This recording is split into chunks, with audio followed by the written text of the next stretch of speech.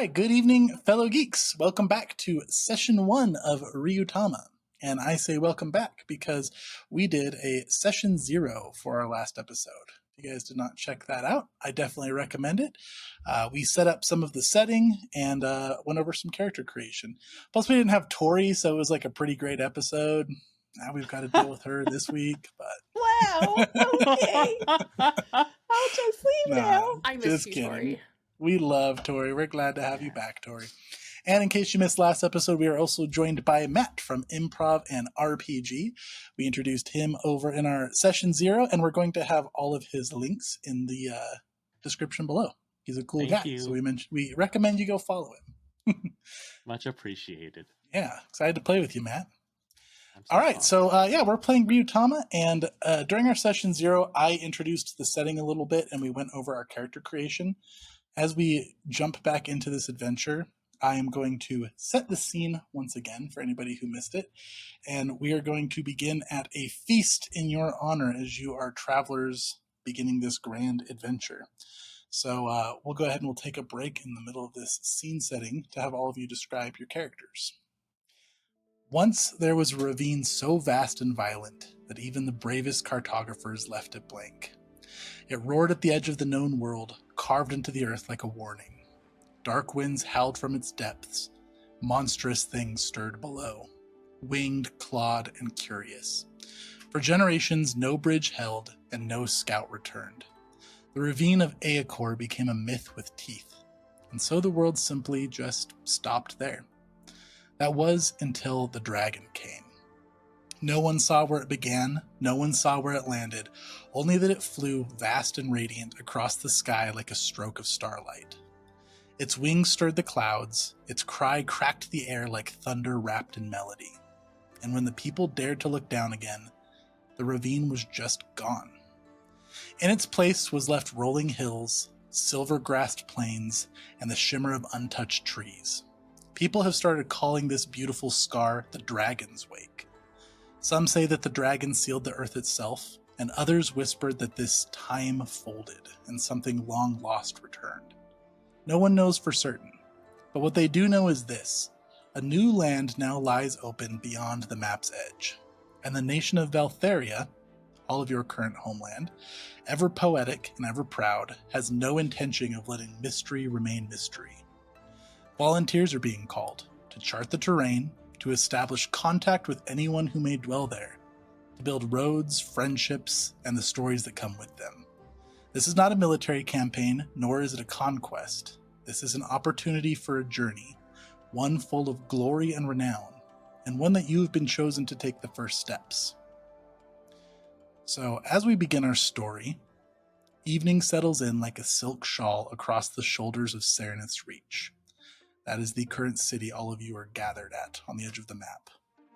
The cliffside city glows with soft golds and ambers. Lanterns sway from bridge cables and ivy-wrapped balconies, casting reflections in polished glass windows. Above, dragons carved into weather vanes turn lazily in the spring breeze. Below, the silver grasses of the Dragon's Wake shimmer like a sleeping sea where the ravine once yawned. Tonight is not like other nights. From every alley and avenue, the city hums with warmth and song. Children dash barefoot through flower-strewn streets. Old men lean from stoops to tell tales of the dragon's flight, how it sang without a voice and left silence in its wake. And somewhere, a baker throws open a window and releases the scent of sugared citrus and wood smoke. In the high gardens of the Traveler's Plaza, the kingdom has prepared a farewell feast. Long tables stretch beneath trees hung with wish ribbons and paper lanterns shaped like birds, stars, and teacups. And musicians pluck cheerful chords on the lutes and mandolins, weaving tunes in adventure and memory.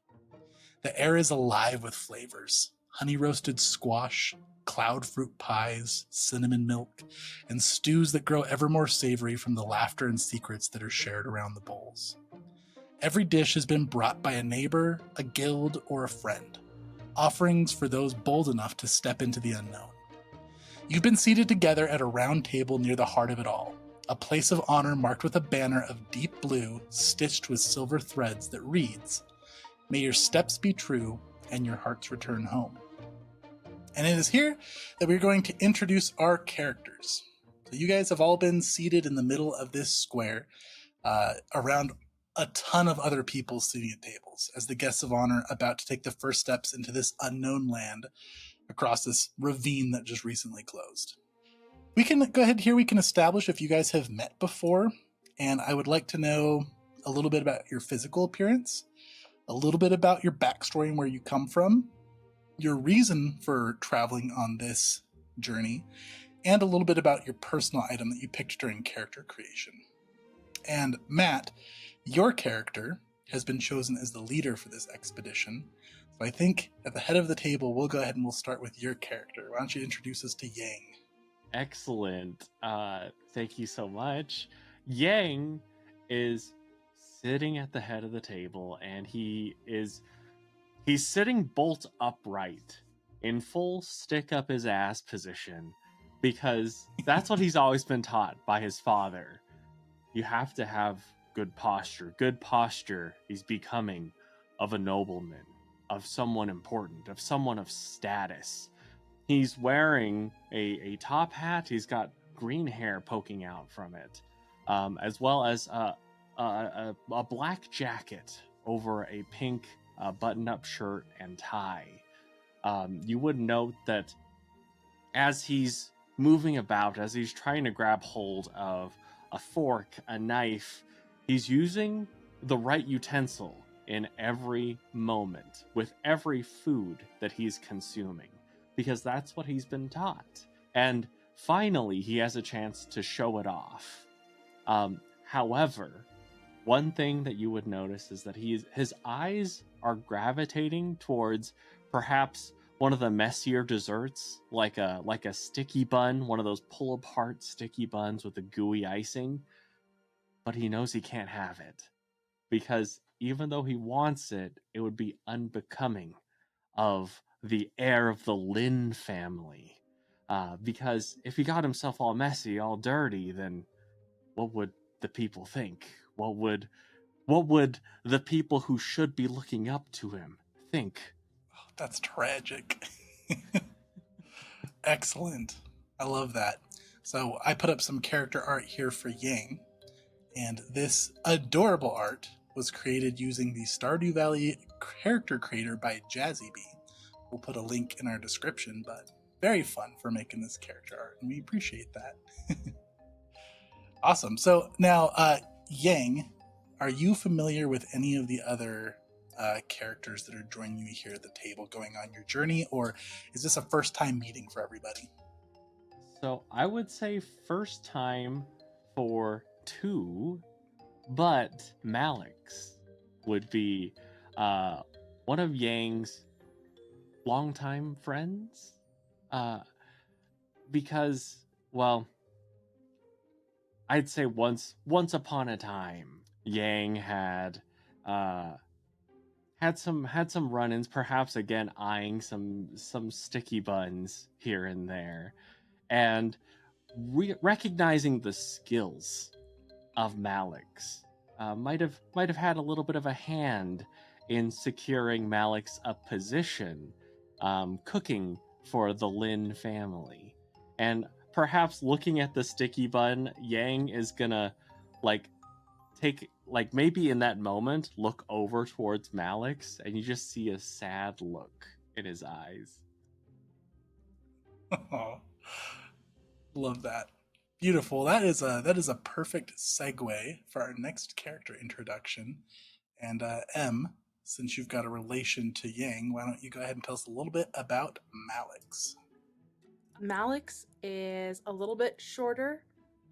She's got a round face. Her memento item is that she's refashioned one of her father's belts into a headband to hold back her hair while she's cooking. She is not a renowned chef, but maybe someday. She really likes cooking.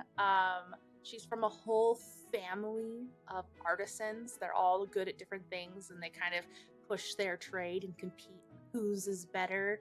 And she's got so many siblings. It's like she's a middle child of 8. And yeah, she's tired, but she's like really focused. She's hype. She looks like a little bit kind of maybe tense and nervous around all of these people. A little stressed to leave home, but she's got her cape on. She's got her like really sturdy, looks like clothes that are ready for a journey. They're probably hand-me-downs. And yeah, she just gives Yang a little half smile at his sidelong look, and then nervously looks around the table. Do we leave like tomorrow, or You guys would know you are set to leave first thing in the morning. Yeah, first thing in the morning. Yeah. I decided it would be a good time to leave. Yeah, sure. Good one. I actually knew that. I had to say it out loud just to make sure everybody's on the same page, you know. Of course. Yeah. Thank you. Now, Malix, are you familiar with anybody else at the table besides Yang? So Malix likes to source her own ingredients. She knows Shia, likely just the local hunter.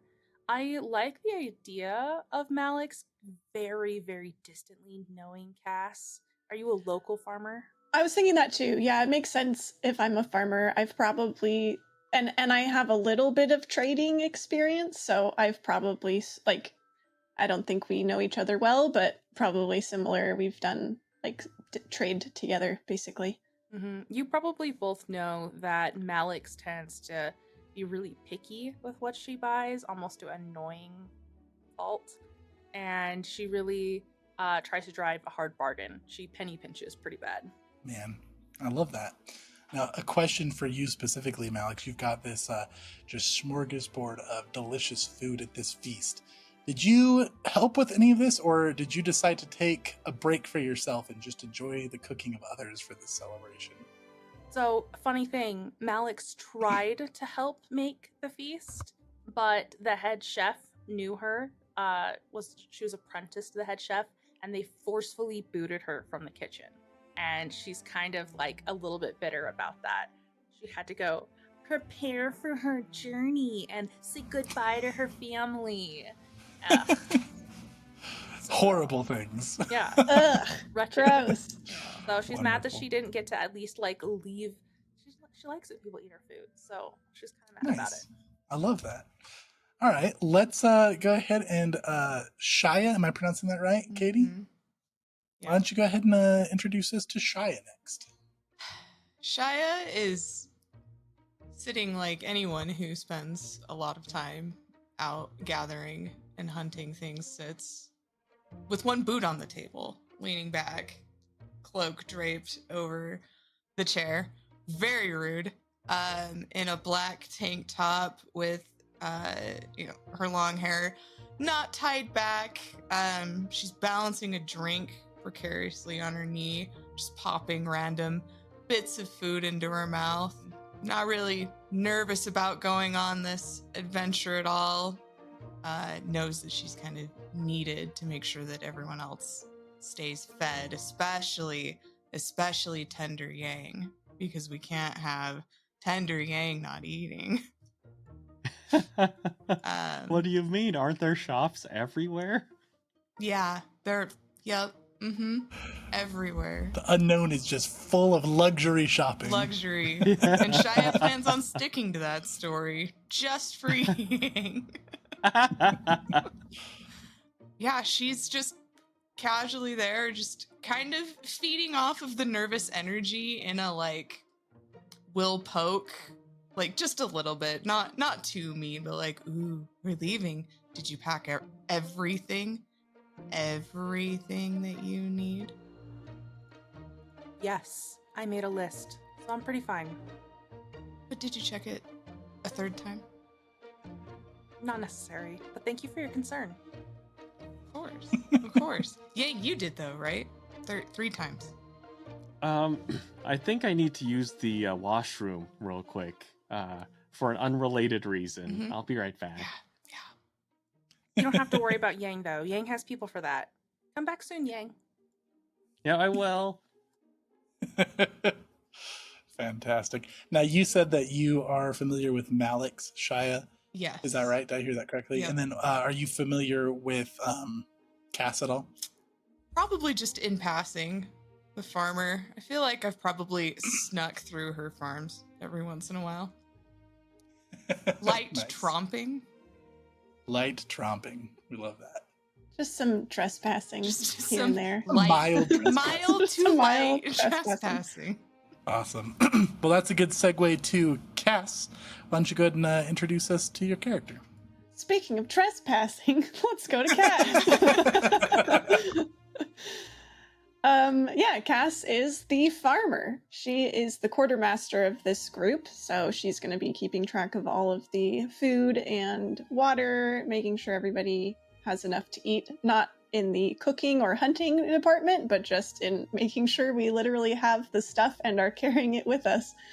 So, Cass is very strong. She's very well built and has clearly spent a lot of time outside working with her hands in the sun.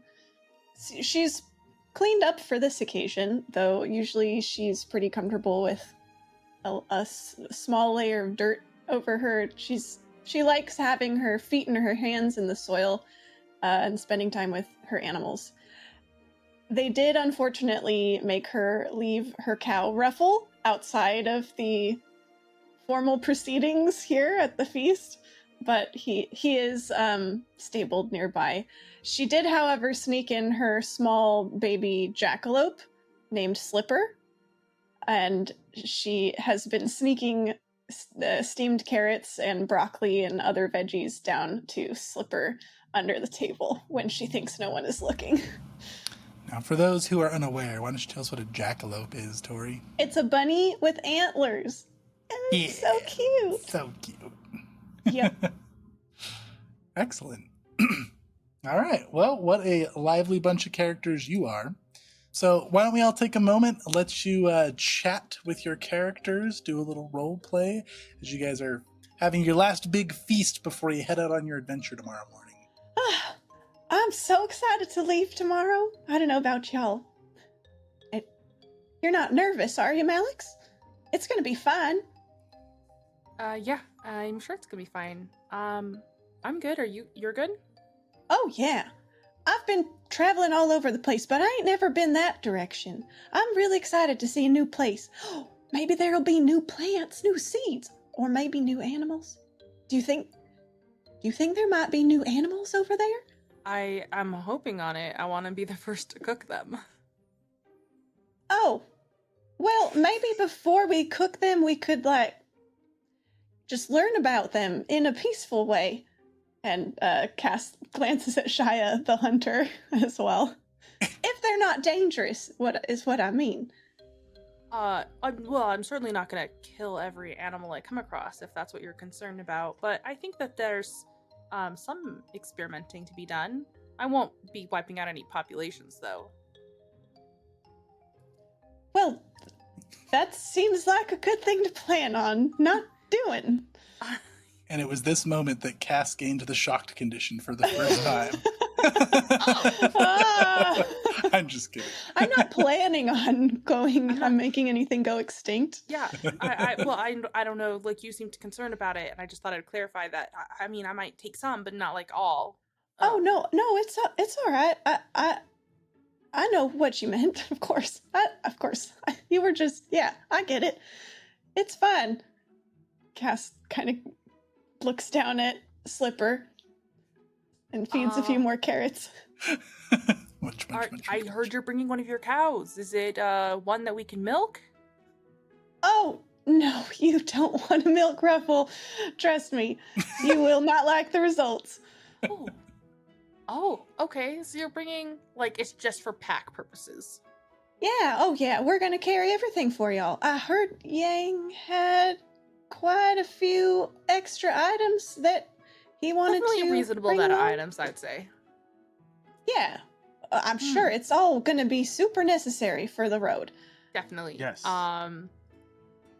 Zheng's There are definitely backpack just things that he overflowing with needs. pillows on the side. Yeah. Only the essentials, right, Yang? Yes, the necessities. Shia, how do you feel about leading us through? Ah, Like, literally no one's been this way before. So, like, do you have a plan? yeah. This compass, and she pulls out a compass that is cracked everywhere and only points south. We're fine. I never owned a compass before, but ain't they supposed to kind of not point that direction? Yeah, no. See, I have it pointed to the direction that we're gonna go. Yeah, so Eyes on the Sounds good to prize. me. Just Yes. tell me where to lead Ruffle and we'll be fine. Shia winks at Yang.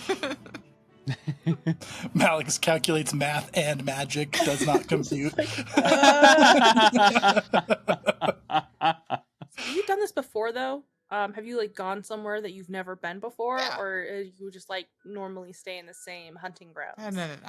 Been so many places. Is that verifiable? It's verifiable. How do you think I get all the ingredients you want? You ask for some weird things. I deliver. Like what? So many things. We don't have Right. time to Many go over things. that. Okay, of course. An experienced hunter. I knew I made the right decision in hiring you for the job. You did. Yep.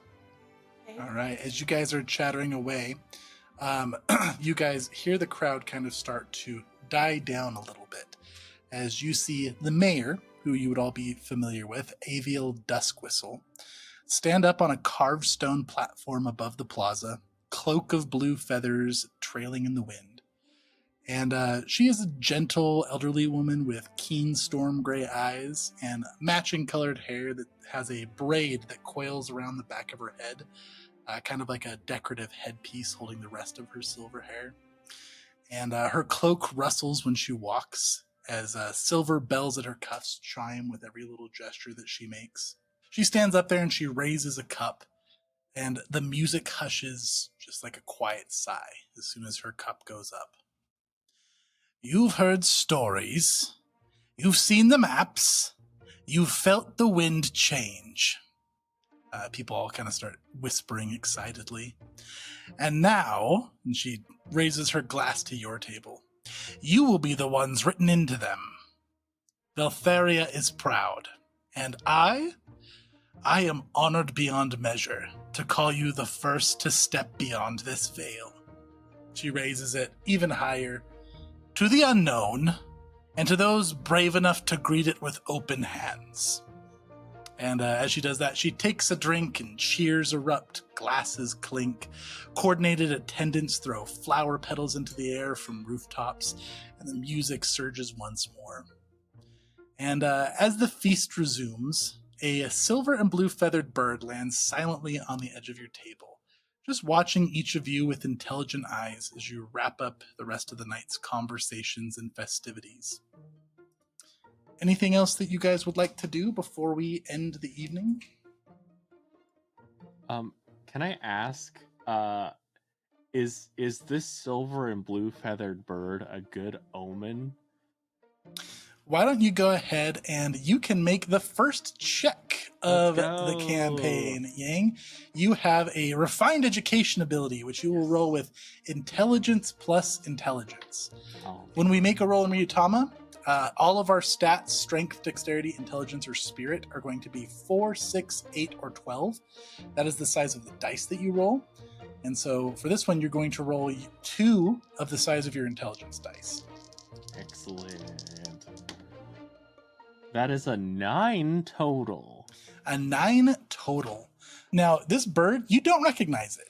It looks very exotic compared to the birds that you typically see around this area.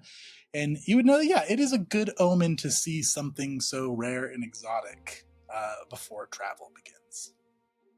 Not this bird specifically, but Mhm. anything that's just kind of out of the ordinary like this has to be a good sign.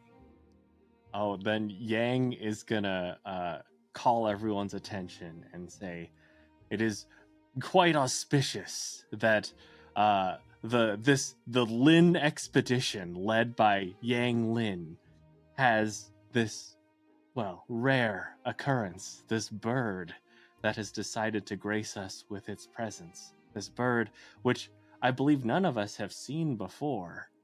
As you talk about the bird, it looks like it almost stands up straight and kind of ruffles its feathers and struts back and forth.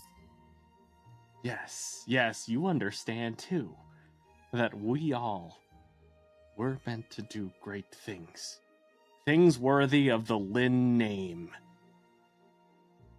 It lets out a little chirping bird song that seems like it echoes almost a little too loudly before it ruffles its feathers and it flies off towards the direction where your journey is going to take place. And then Yang is gonna try to cheers the next person, but very gently, so as not to spill any of his beverage onto his sleeves. Excellent. Fantastic. All right, any other chatter or role play before we do a little time skip? No, I don't think that I have anything else that Malik specifically needs to do. I think she's just ends up drifting away from this table probably to go spend with her family. Okay. Yeah, Shia just continues to have horrible table manners. Like, they're awful. Excellent. Eventually, Cass will head off toward the stable, and when Malix leaves, Cass gives her like a shy little wave. A little head tilt towards her and like Love that. All right. So you guys wrap up the night's festivities with just full bellies, warm spirits. The feast was absolutely delicious. That kind of event is very extravagant, even for Serenus Reach, which is the capital of Eltheria. And the loud festivities go on until late into the night, which may be disturbing for some of you, maybe not, as you are all due to be up, because starting this journey early in the morning is going to be crucial, so you have prime daylight for your travels. So you guys spend your last night with families or friends that you're not going to see for, an undeterminate amount of time based on how this journey goes. And then in the next morning, you wake up to a crisp post-rain morning, the spring breeze at your faces and the city at your backs as your journey begins and you guys head out the city gates. So as you guys are leaving the city gates, why don't we talk a little bit about what you guys have? Like, you can just make a rundown of like your animals and your gear and what your little travel expedition is going to look like. And also, why don't you tell me about anybody that might be seeing you off as you are leaving the city? We'll go reverse order. We'll start with Cass. So Cass does have a bull that she referred to at dinner. Ruffle is his name. He is very fluffy. He's a big, fluffy, kind of auburn bull in like the Highland cow style. So he's got floofy bangs that hang over his eyes. It's not clear how he sees through his tufts of hair, but he does. And he's very gentle and obedient and just chill. He just wants to stand and eat. And then when Cass tells him to move, he does so.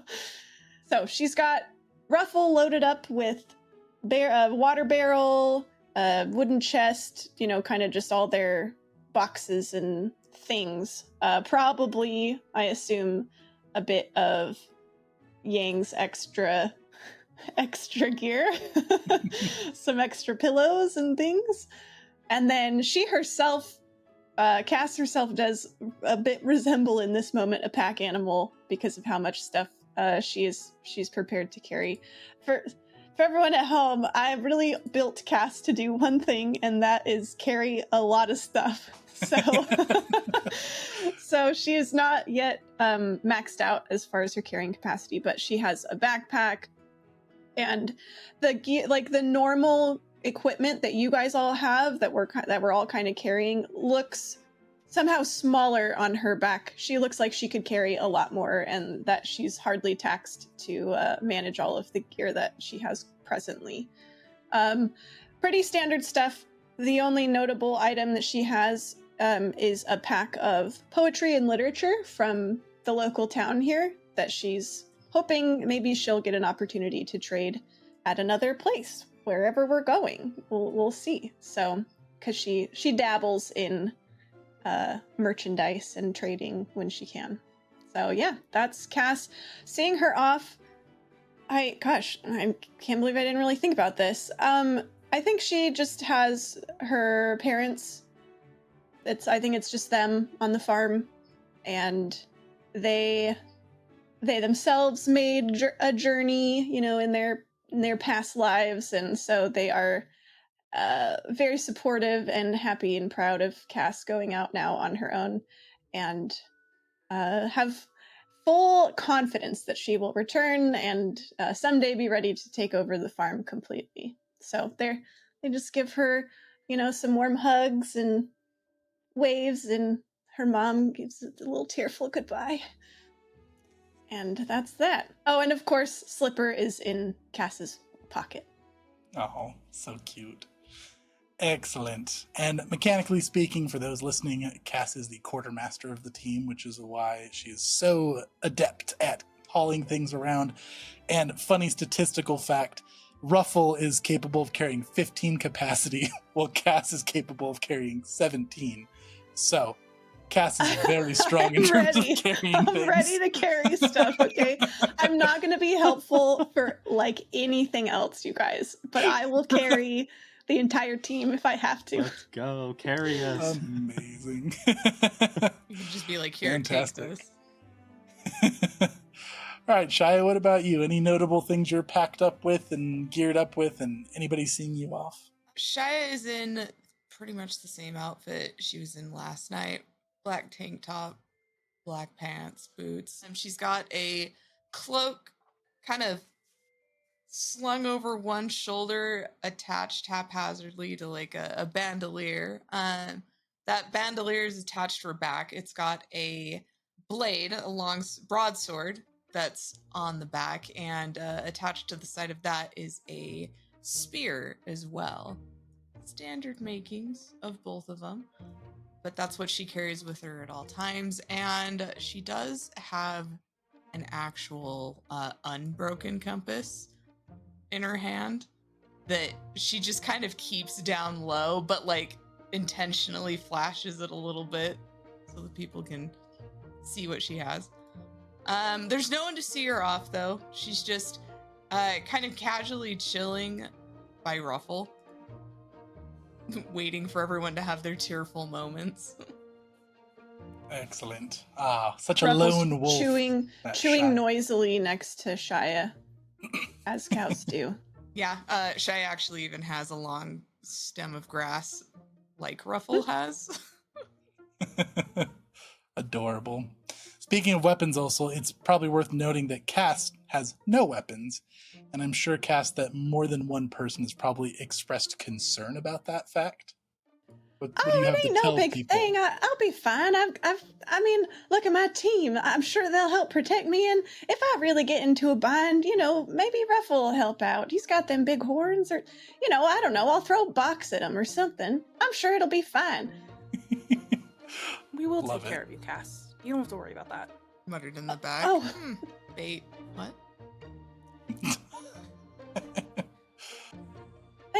Thanks, Malix. Why don't you tell us a little bit about what Malix is packed up with and people to see her off?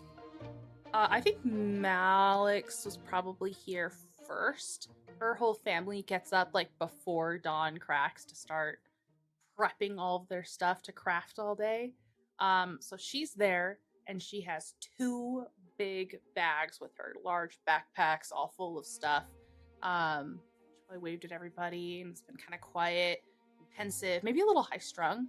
And then before we leave, shortly before we leave, 3 kids come running up. Her parents aren't there, her older siblings aren't there, but the little kids come and they grab onto her legs, and they're she has pants with a short skirt kind of hanging low behind, and they grab onto her and they're crying and begging her to stay, and she looks super embarrassed. Guys, you have to go home. Stop. You promised. You have to go. When are you going to be back? listen. I'm gonna be back soon, okay? Just soon. Here. When And is she's gonna- soon? Yeah. You Mom have and Dad treats? said at least 2 weeks. That's a long time. You know what? It's just a few sleeps. And I found somebody in town who's gonna make your nightlight for you every night, okay? So you won't even need me. You won't even miss me. They gonna have pictures of all the animals. And jerky of all the animals? Yeah. Yeah, I have candy. She's Oh, gonna reach yay! inside her pocket Yay! candy, and she's gonna hand it to them in hopes that it will. My kid snatches all of them and goes running off. Yeah, you can't catch me. Hey! No fair! Okay. She's like nervous, and she's sorry about that. Yang, I brought your stuff. Oh, thank you. I appreciate it. Yep. No worries. Alex did not tell Yang that she was going to prepare some stuff. This might become a surprise that you suddenly have a huge backpack that you have to carry. A very welcome surprise. Wonderful. Cass walks up to you to, y'all look properly loaded up. Do either y'all want me to carry something? You look like that's a lot of stuff is all. I'm happy to carry it part of the way, at least to get us out of town. Malix? Yes. Not that you can't carry it yourself, of course. You are both fully capable. Of course. No, please. But as the leader, I must be willing to delegate. So please carry my things here. Oh, great! Yeah, delegation. That's smart. Okay, right. I'll just do that. And Cass will take Yang's backpack for now. I can carry my stuff since you're carrying Yang's stuff. So Are you sure? I don't mind, Malix. If it's, you just tell me. If it gets too heavy, I'm really more than happy to carry stuff for you or okay for anyone. Or I'm gonna go check on Ruffle. Yeah. And Cass hustles away, kind of embarrassed. Yang, did you bring a weapon? Oh, I'll be right back. Yeah. Washroom. I'll walk with you. Shia calls runs after home. him. I said 3 times. Yang, I left my bow around behind the barn there, so I thought you might forget something. So you're fine. We forgot together. Thank you. I appreciate it. Yeah. Okay, I'm gonna just grab mine real quick. And she runs and she gets a bow, and it is not fancy. It is not ornate, though she comes from a family of crafters that all offer to help make it better. She decided to fix hers up as they journey. So it's like a clean slate. Oh, I love that. That is so very charming.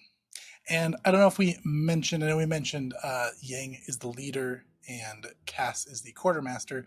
The compass description is very fitting for Shia, as Shia is the mapper. And then Malix is the journaler.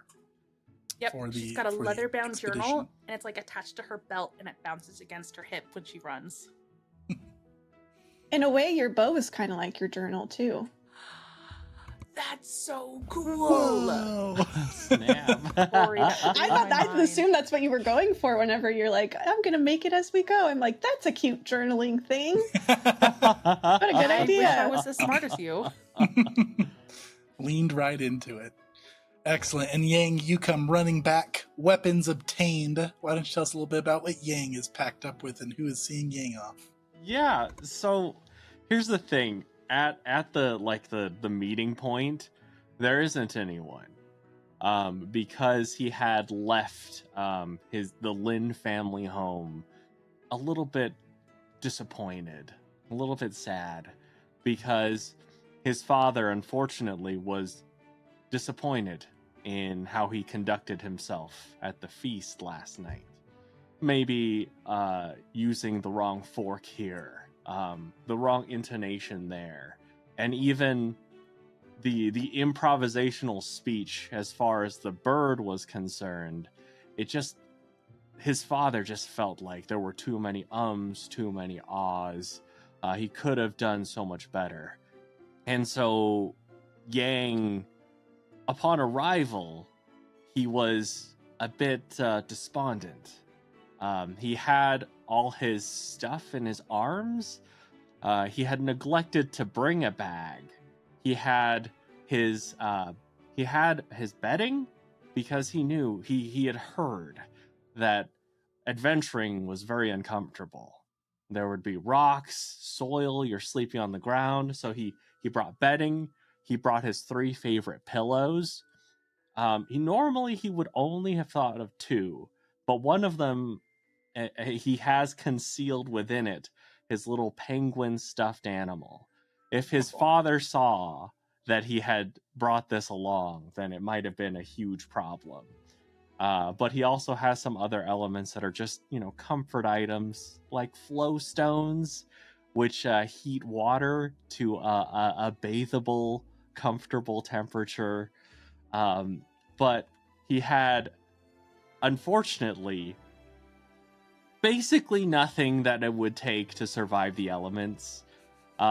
So when Malix mentions that she had brought a bag for him, Yang felt just a load off his shoulders. Because when Literally, he arrived... because Cass took the backpack off. Yes, as well. that too. Because Yang, on his way, he thought, wait a second.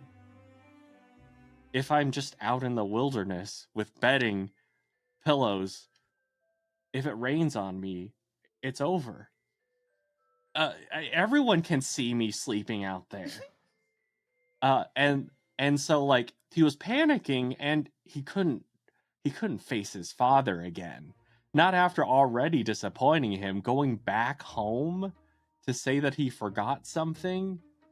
So it was out of the question, but thankfully Malix was there for the save, as she always is. I love that. That warms my heart. Now let me ask you a question, Matt. Is Yang single?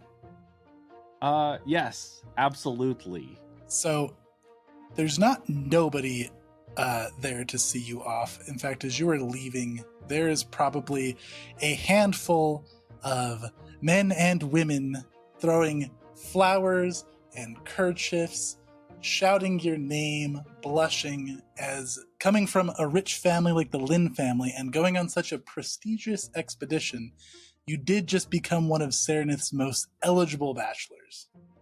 Oh, snap. Okay. I'd say Yang has just a little bit of a smile, but then he thinks about what his father said. It's like all those people out there, you're not worthy of them yet. Not until you can prove yourself. So don't even think about them. Man, I love that. So intense. So Yang sad. smiles, and then his emo bangs come swooping back in. Yes. He's like, no, I can't. So good. I have to earn it. Nobody Fantastic. understands me. Excellent. Does Yang visibly change when he makes that realization? Yes, absolutely. It's initially smile, maybe he goes for the wave, but then the wave turns into he goes to brush his hair instead, and he turns back into stone face frown and walks right. He does make a point. There's a part of him that's I want to get close enough that I can hear maybe what they're saying. So it's a weird path where he loops near them, but he tries not to make eye contact or let them see what he's feeling. Is everyone just reaching for him like the high five, at a concert, Yeah. reaching across the security? Yay! Oh my gosh! Yay! He looked at me. I brushed his cape. Shia's absolutely gonna follow Yang and then stop by him and then nudge him a little bit. Popular. I don't deserve it. Oh, give him a wave. Come on. They're here to see you can't. off. They're so excited. Just My one. father finds out. Oh, then he finds out. Ooh. Yang! Look. Yang! Oh, wave. Come on. Smile. Wave. Okay, now you look scared. Don't look scared. He's looking at me. Okay. Oh my god. A gent in the crowd fake faints. Just like crushes a young woman. Two people start fighting over who he waved to. Yeah, absolute chaos. And that was the worst advice I've given in a minute. You tried. I just hope my father doesn't find out about this. Yeah. They're all going to be talking about who waved at who and yeah. Okay, all right. It did feel good though. Thank you, Shia. Gives a like hit to the shoulder that's maybe a little too hard. See? Oh, you're fine. Acclimating. Chase, Yes. can I be walking behind Yang, picking up like a bunch of these handkerchiefs? Oh yeah, for sure. Okay, how many handkerchiefs do I end up with? Because I need to put them on my character sheet. 6. 6? Only 6? Oh. Yep. Are they monogrammed? Tell you what, 20. 20 Oh my handkerchiefs. And that'll be one size for 20 handkerchiefs. Wow. Are they all embroidered, all fancy and There's monogrammed variety. and stuff? Okay. I guess that makes sense. Some Yeah. from humble backgrounds. There's maybe even one like dish rag. Are there any We can use that undergarments? one. Oh yeah, for sure. Oh my god. Malix, do you leave the undergarments or do you take those two? I leave the undergarment. Picks it up. Nope. Nope. Probably accidentally picked up one before she realized there were undergarments in the mix, and it was warm, and she was not a no. fan. Oh no. Yikes. Fantastic role Absolute playing, yo. distaste. The super far out arm, and then the drop. Polishes her palm on her pants, and then runs after everybody. All right. So, as you guys say farewell to Serenus Reach and you leave the town gates, we are going to start our first journey check. We'll be getting very familiar with these as there's a lot of them in this game. So, we can now draw your attention to the map. So, just for roll's sake, so you guys are familiar with what you're supposed to be doing, Shia, you are the mapper. So, as well as making the direction checks, you, as a player, Katie, are also in charge of naming every new location you visit and keeping general track of like what is where. So just light notes on where things are. And then as the journaler, Malix, you are supposed to be taking detailed notes about all the locations and the adventures that you have in said locations. So for note-taking ease, I have labeled these letters at the bottom and numbers up and down so you guys can see you're starting in square A6, which is already named, sorry Katie, this is Serenus Reach, and the Dragon's Wake, which is the silver strip of grass where the ravine used to be. And so, yeah, for our first journey check, before we do anything, we are going to roll for condition. Now, we are going to do this at the start of every single day, whether you're traveling or not. A condition check is a representation of how well your character is feeling that day. And it affects a lot. It affects basically like your resistance to magic, how badly different conditions will affect you, how quickly you'll die, things like that. So it is quite an important roll.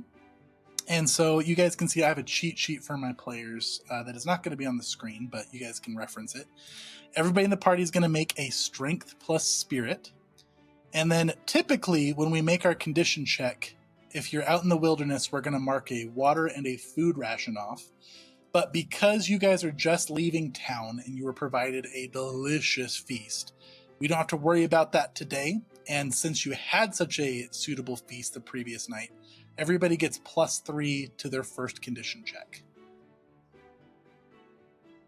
So go ahead and roll those checks for me, shout them out loud, and then there is a square on your character sheet for condition. Make sure you fill in your day's condition. Okay, so Chase, if I have a D6 for strength and a D4 for spirit, So I'm going to roll a d6 plus a d4 plus 3, correct? Correct. Boom. Now, let's talk about, for rolls, let's talk about crit fails and crit successes. Did you just get a crit fail in? I don't know. Did you You get want 2 to tell me ones? about what a crit fail and a crit success would be? So a I crit think fail. you rolled a 4. I did. Okay, so a crit fail is when both the dice show a 1. Okay, we're good. Okay. So when both the dice show a 1, it's a crit fail. A crit success is there's 2 conditions. If both dice show 6s, that's a crit success. Or if both dice show their highest value, that is a crit success.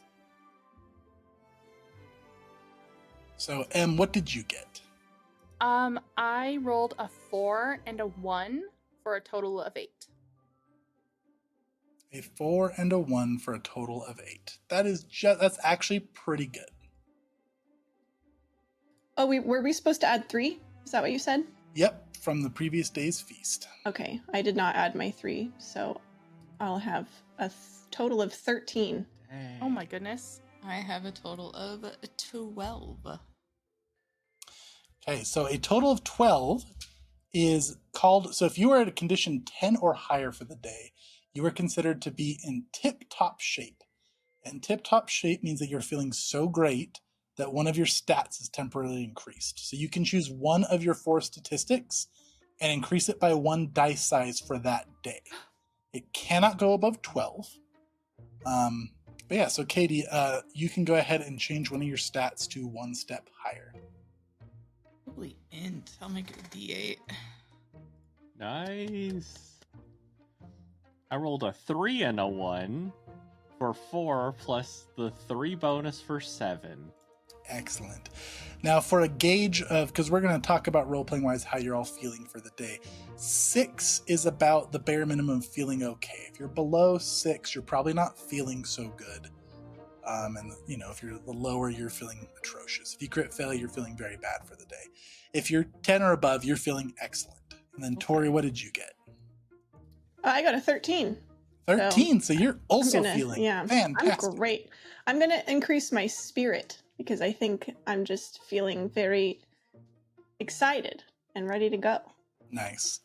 Now, yeah, so an important thing that it talks about in Ryuutama is these journey checks are going to happen often. And the rulebook is very clear that it does not want these travel checks and these journey checks to become just number crunching. It's all supposed to help weave a narrative because this game is very much about the journey. That's the whole theme of this game. So whenever we go over travel checks and condition checks, along with the stats, we want to narrate like how it's affecting and how your character's feeling. So yeah, Tori and Katie, how are you feeling? Why are you feeling so great today? Because it's a new adventure, a new place to map, and she was also able to get Yang to budge a little bit out of his shell, and she's weirdly proud of that, and that makes her feel good. Nice. I love that. And then what stat did you boost? Int. Int. Feeling sharp. What about you, Tori? I boosted spirit, like I said, because Cass's mood is very high. Again, also similar, just like she's excited to go somewhere she's never been before. She likes traveling generally. She is frequently hired as transport for merchants and things. So she's been to other places, but never to like a completely unknown place. So she likes traveling. She's excited to be doing it again. And I think that she saw how Malix seemed to appreciate Cass taking Yang's bag. And so she's like got a little pep in her step and is trying to, she isn't really bogged down by the backpacks, but she's just like trying to really, have lots of energy and like keep everyone's spirits up, and keeps stealing glances over at Malix to make sure she's doing okay. Nice. I love that. And then Yang and Malix, you two are feeling in the realms of average. Any comments on your well-being for this day? I think that Malix is a little bit worried that she doesn't actually have everything that she needs. She has everything she could afford. She doesn't know if that's really everything that she needs. Fair enough. about you? She's like kind of amped, but kind of nervous, and she's running through like scenarios that could happen on this journey. In your head a little bit. I like that. Too distracted to enjoy that warm belly from the previous feast. Yeah. I'd say Yang is in the similar vein.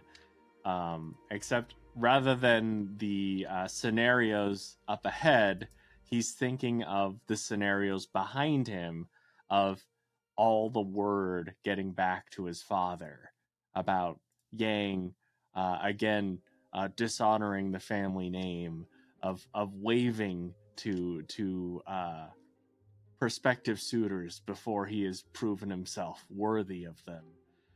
And also, I'd say there's a part of him that's like, when he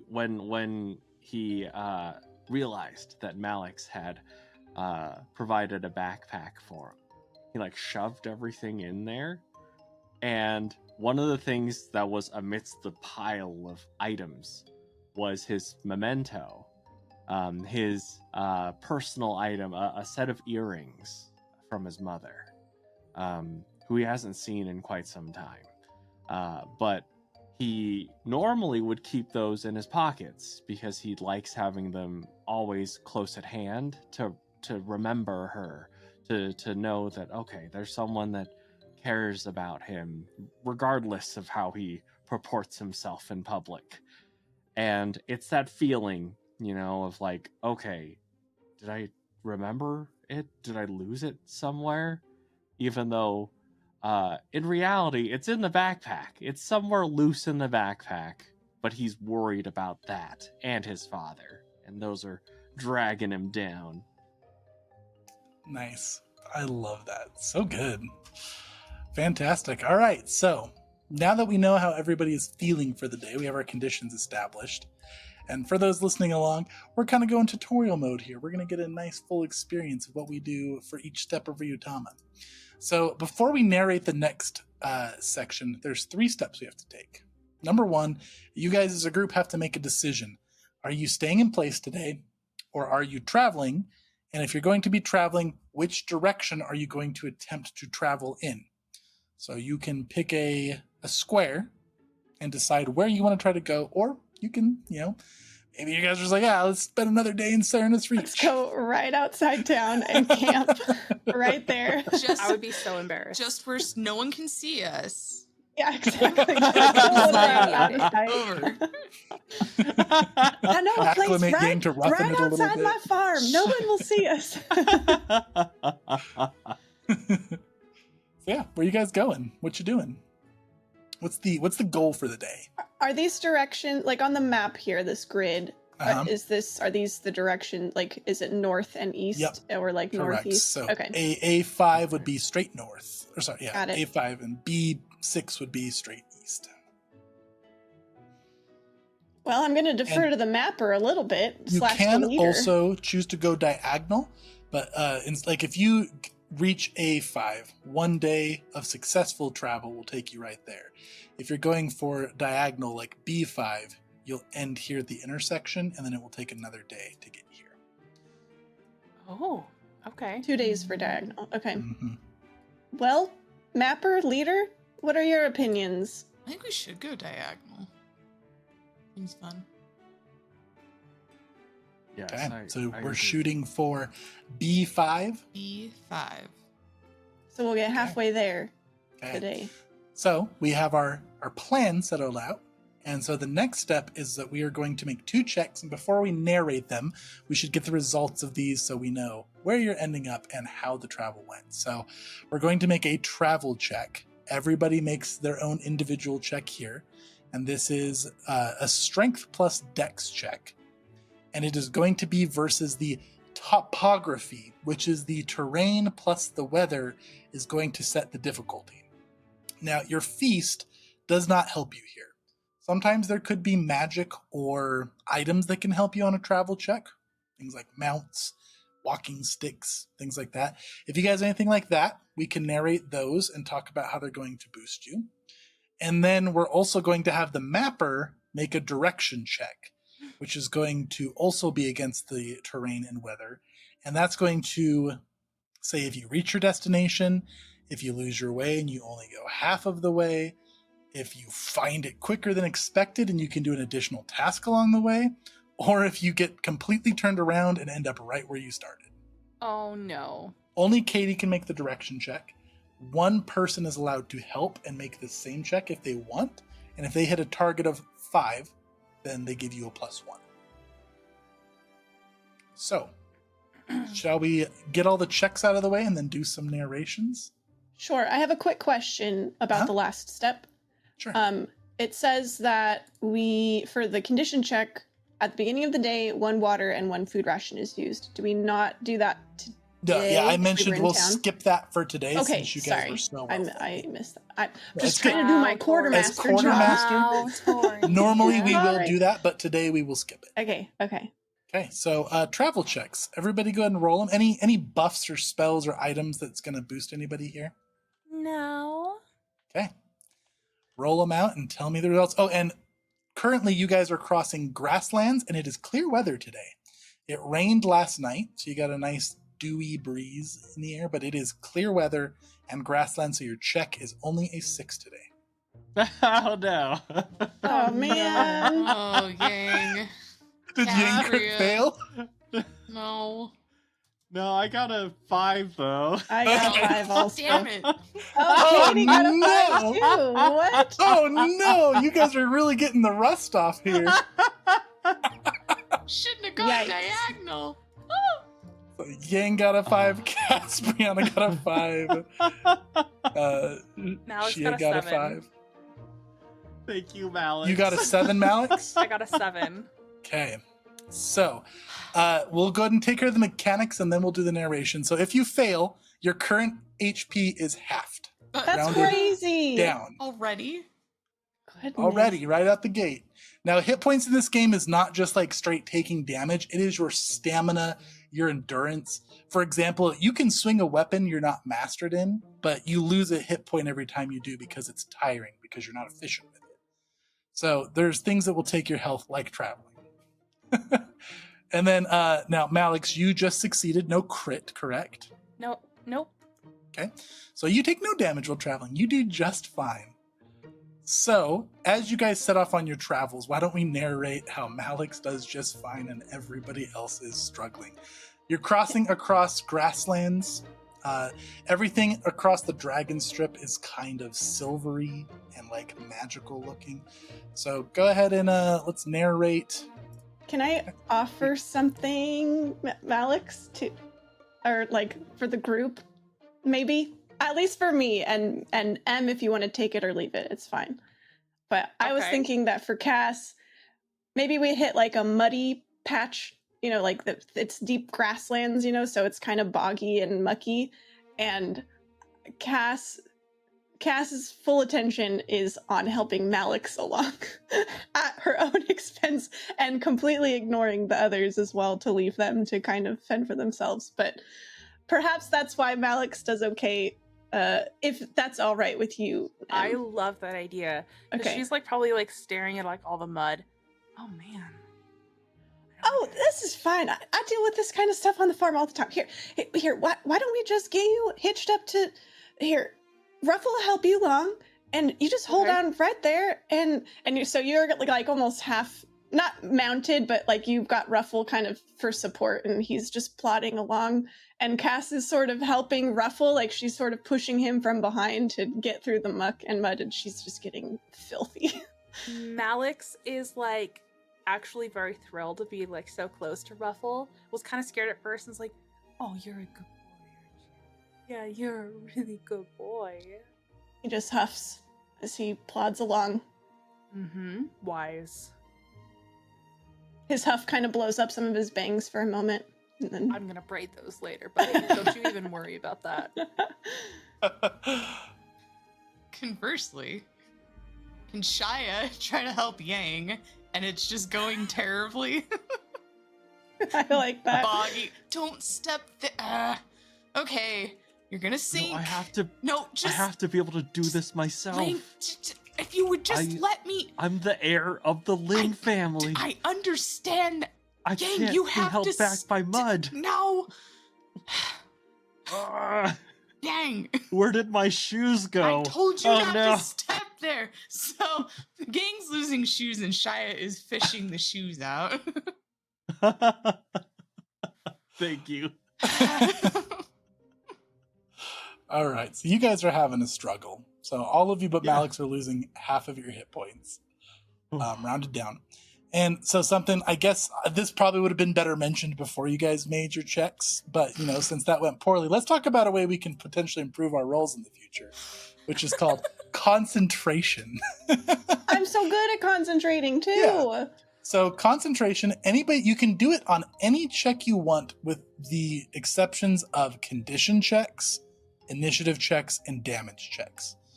Those you can't concentrate on. Everything else you can concentrate, and when you concentrate, you lose half of your mental points, rounded down. This might be less appealing for the spellcasters, because heavy mana cost. And when you do, you get a +1 to the roll, with the exception of Cass, who is a technical type, will get +2 to the roll. So, keep that in mind going forward. That's just a rule worth mentioning. Yeah, is that worth That would have been mentioning? neat. Yeah. Neat to Worth know. mentioning. Neato, even. All right. So, as you guys set out and you start your rough travels, beyond the gates of Cernus Reach, where once the world ended in a jagged scar, now lies a strange and shimmering field. The Dragon's Wake. The silver grasses sway with a rhythm not quite in time with the wind, as if remembering the beat of wings long gone. Dew catches the light in soft halos, turning every blade into a thread of starlight. Tiny blue moths flutter lazily between wildflowers that shouldn't be in bloom yet. The earth here hums faintly, not loud enough to scare, just enough to remind you that something vast once passed this way.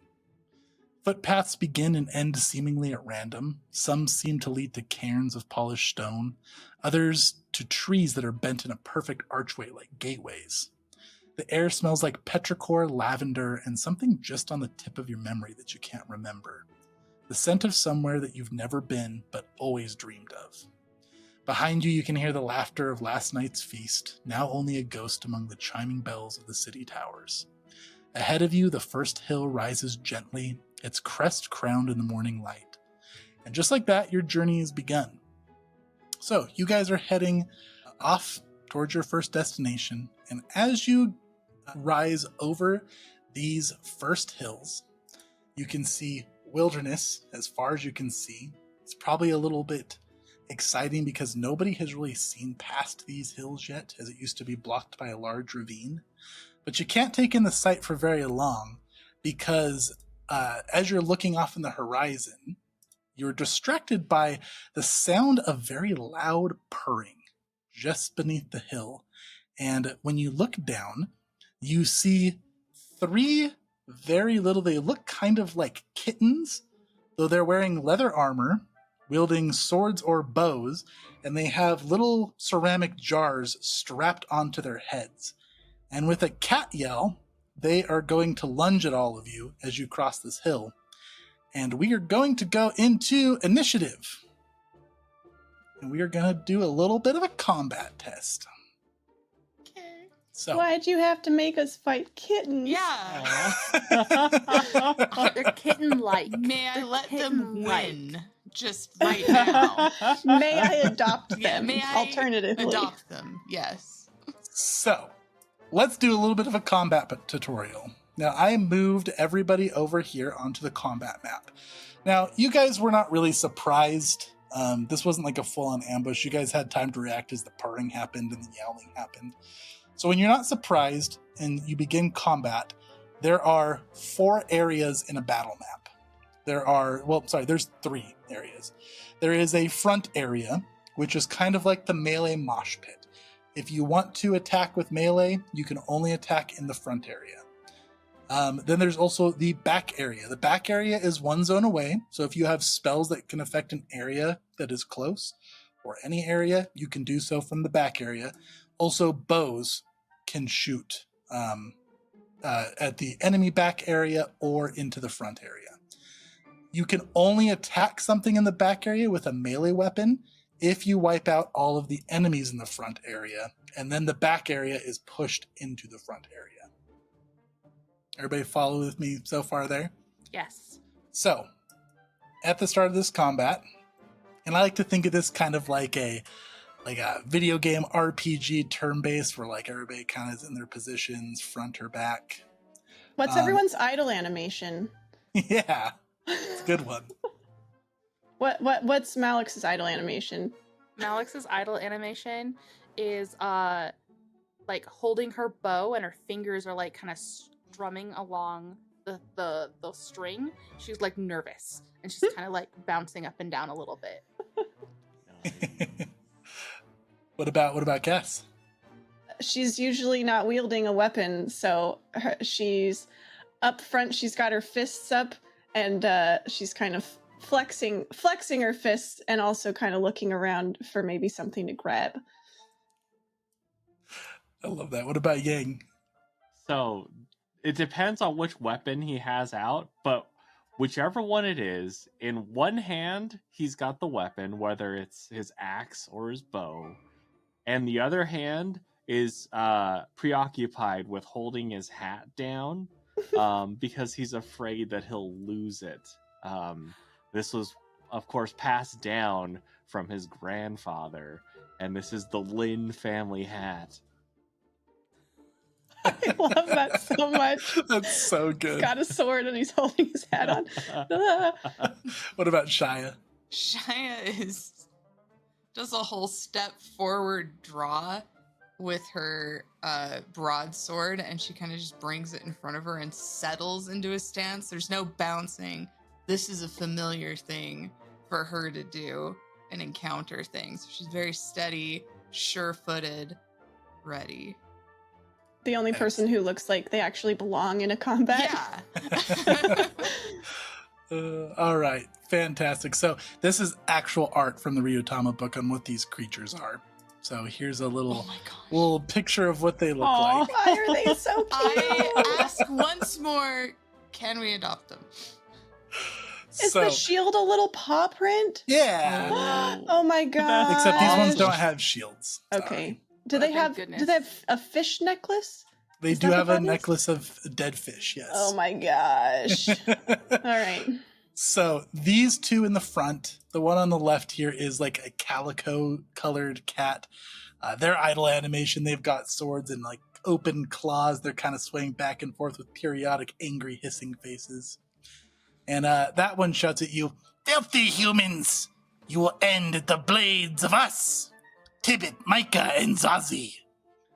The other one in the front has silver fur with a white belly and looks a lot more nervous than the one that just shouted, and is going to whisper something in the ear of Tibbet, who just spoke. And you guys, if you want to make a check to hear what she said, you can roll me a int plus spirit. And anybody who gets a 6 can overhear. I got it. Nice. Yang, Malik, Cass, and Shia all got it. Fantastic. All right. Yeah. So you hear they whisper just a little bit too loud. "I don't know if we should fight these ones. I think they're legendary heroes." "You think everyone's a legendary hero." And then the one in the back is a black cat that is wielding a bow. And importantly, the one in the back also has oversized glasses that don't appear to have any lenses. Only Chase would put these adorable enemies in front of us and tell us their names. And say what that are we one supposed to do here? and a black cat with just wireframes. Okay. Yeah, we can't murder these cats. I have an idea. I have an idea. Okay. When initiative starts, everybody chooses if they want to begin in the front or the back area. Back, And please. combat is resolved either when one side is dead or incapacitated, or when both sides agree to end the conflict. So that is how you can end a combat. Emphasis on that second one. When both sides agree to end the combat. Now you guys can see we have the steps of combat in the cheat sheet that I gave you guys. Notably, if you look down below the yellow defense points and shields section, those are all of the actions that you can use in combat. So each round we're going to roll our initiative in a moment, and we're also going to decide on objects. And basically, everybody gets one action. So you do one thing on your turn, you resolve it, and then we go to the next initiative. The other interesting thing about Ryuutama is that your initiative is not only your turn order, it is your armor class as well. Because to hit something, you have to hit their current initiative. So everybody is going to go ahead and we will roll our initiative, which is going to be Dex plus Int. And then Tori, remember, as a technical type, you get +1 to your initiative. Thank you for the reminder. You're welcome. And then as another reminder to everybody, initiative is one of the 3 things you cannot concentrate on. I have an initiative of 7. Malix has an initiative of 7. Chase, will you tell me what their names are again? Yeah, their names are Tibbet, Mika, and Zazie. Tibbet, Mika, and Zazie. Zazie. Okay, Cass, what did you get? I got 6. 6, with your +1 even, huh? Yeah, I have a D4 Yeah. in what is it? Dex. And Shia, what did you get? I got an 8. Okay. Nice job, Yang. You came out on top. I got a 9. Nice. It's like I can't let the Lin family down Yes. And then against these kittens. enemies do not roll initiative. They have a set initiative in their stat block. And for these little critters, sorry, I should have had them pulled up ahead of time. What a rookie move, am I right? Well, we're all rookies at this game.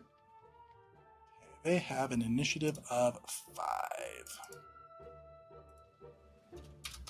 So for initiative, we are going to go Yang first, followed by Shia, followed by Malix, followed by Cass, followed by all of the enemies at 5.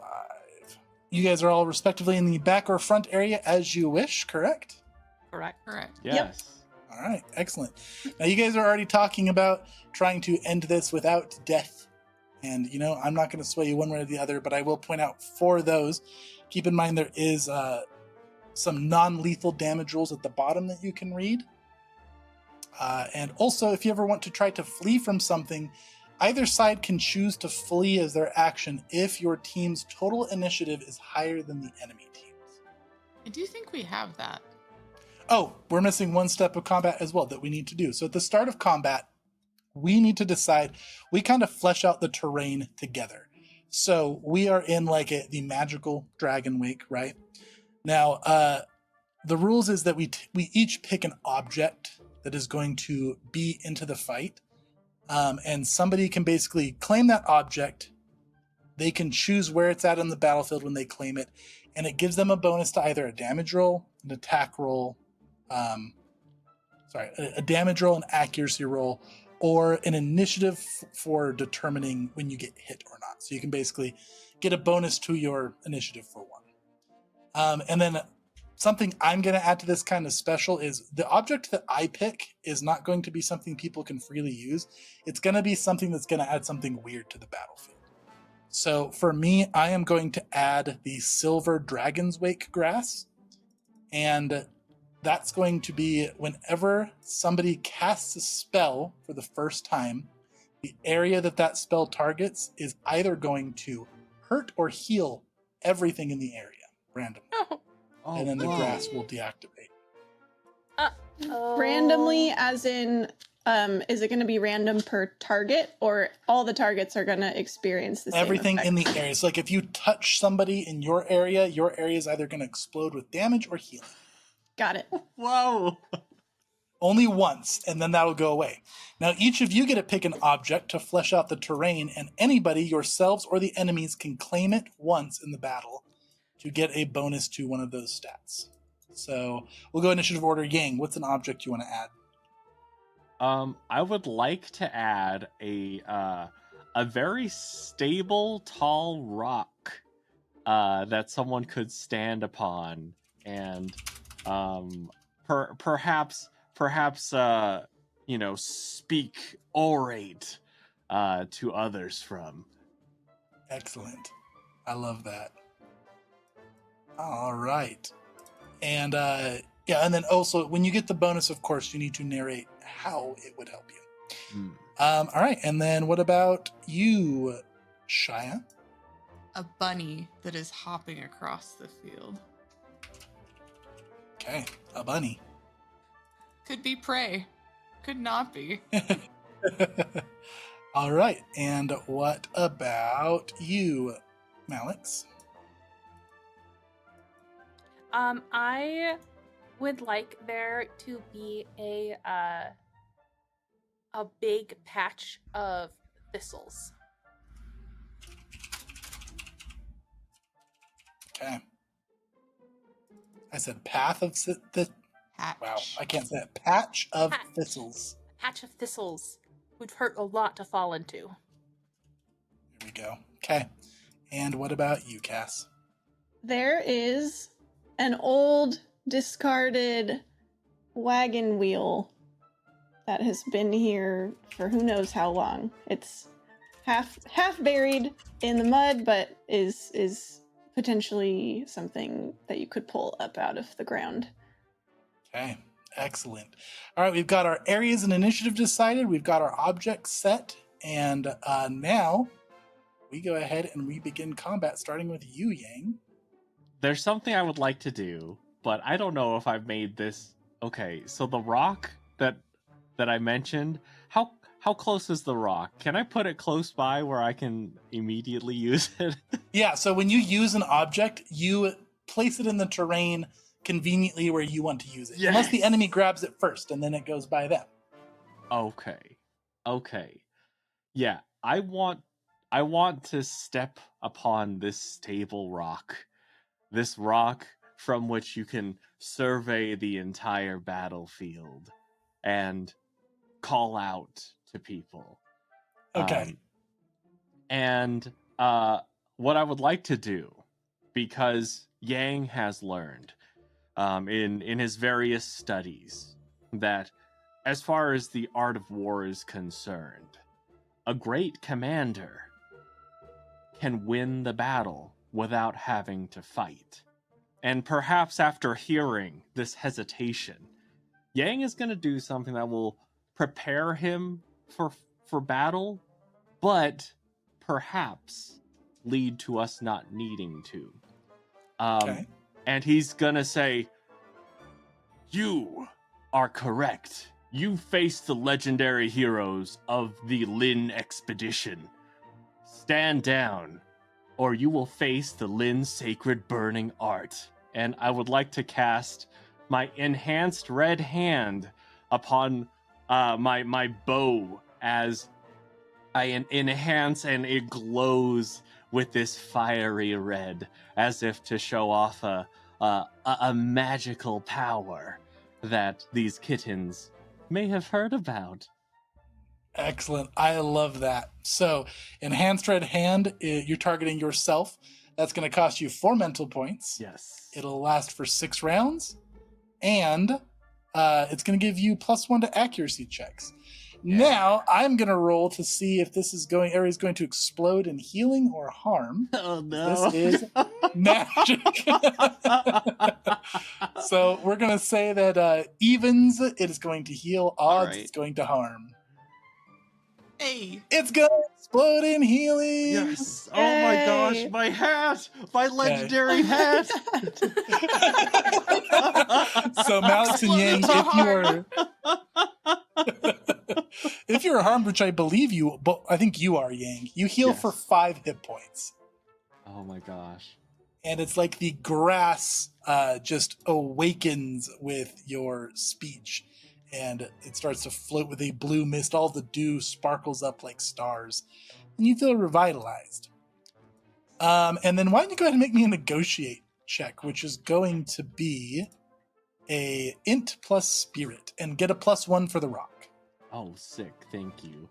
9 total? Okay. All right. So as you do that, you hear this one that was whispering before. They talk a little louder, but it's still pretty quiet compared to the rest. Yeah, I think I'm out, guys. Don't you dare do it! You fight with us, Mika? Nah, I'm out. And this one right here is just gonna drop their sword and start strolling off away. Strolling? Just casually? Yeah. A wise choice. Okay. That was Yang's turn. So we go next to Shia. Okay, Shia sees the one walking away and kind of glances back at Yang, kind of trying to pick up what he's laying down. And so Shia notices a rustling in the grass nearby, notices this bunny's about to like sprint across, and she kind of taps her sword against her leg and goes, "Yes, we are legendary and we can summon creatures, sometimes small, sometimes large, like this one." And she'll do this fancy flourish with her broadsword just as the bunny takes off across the field. Okay. And what are you trying to boost with that? Boosting and negotiate with it. Sure. Okay, go ahead and roll me negotiate, which is int plus spirit plus 1. Yeah. It's a 7. Okay, a 7. You do that, and it sees that bunny take off, and it looks kind of distracted. And as it's like kind of watching like a cat does, its eyes dilate watching the bunny run off. I will give you a +1 against your next attack that you take from this one. Whoever attacks this one, it'll get a -1. But as it's distracted, it shouts, "The Neko goblins of the Reach will never stand down. Except for Micah." That was Shia. Next is going to be Malix. Okay.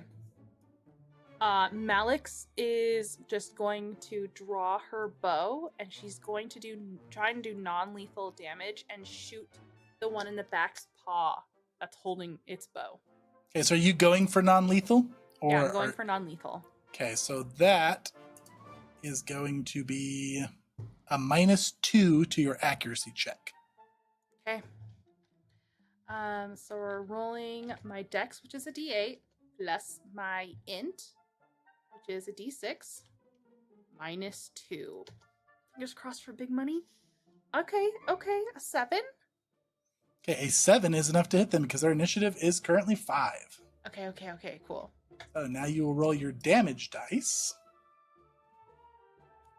Which I believe is my dex. And this is normal? Damage is normal, except the applied damage may not reduce the target less than -2 hit points. Correct. 8 maximum damage. Wow, 8 damage. Okay, you shoot that one's paw, and it yelps, and it hisses, and it passes out. So I think that Malix was extremely focused. Everyone's like shouting and yelling, and everything just kind of goes quiet as she tunnel visions, pulling her arrow back. She's sighting just ever so carefully, lining it up with the paw. She doesn't want to kill this. She wants them to stand down. And when she releases, like the feather brushes her cheek and it sinks straight into it, and she's excited for a second and then absolutely horrified when it hisses and like drops. She's like, holds back and "I'm sorry," and just lowers her bow and gives the remaining Neko goblin a glare. Are you actually legendary heroes? Yeah. It hisses. Okay, and it is Cass's turn.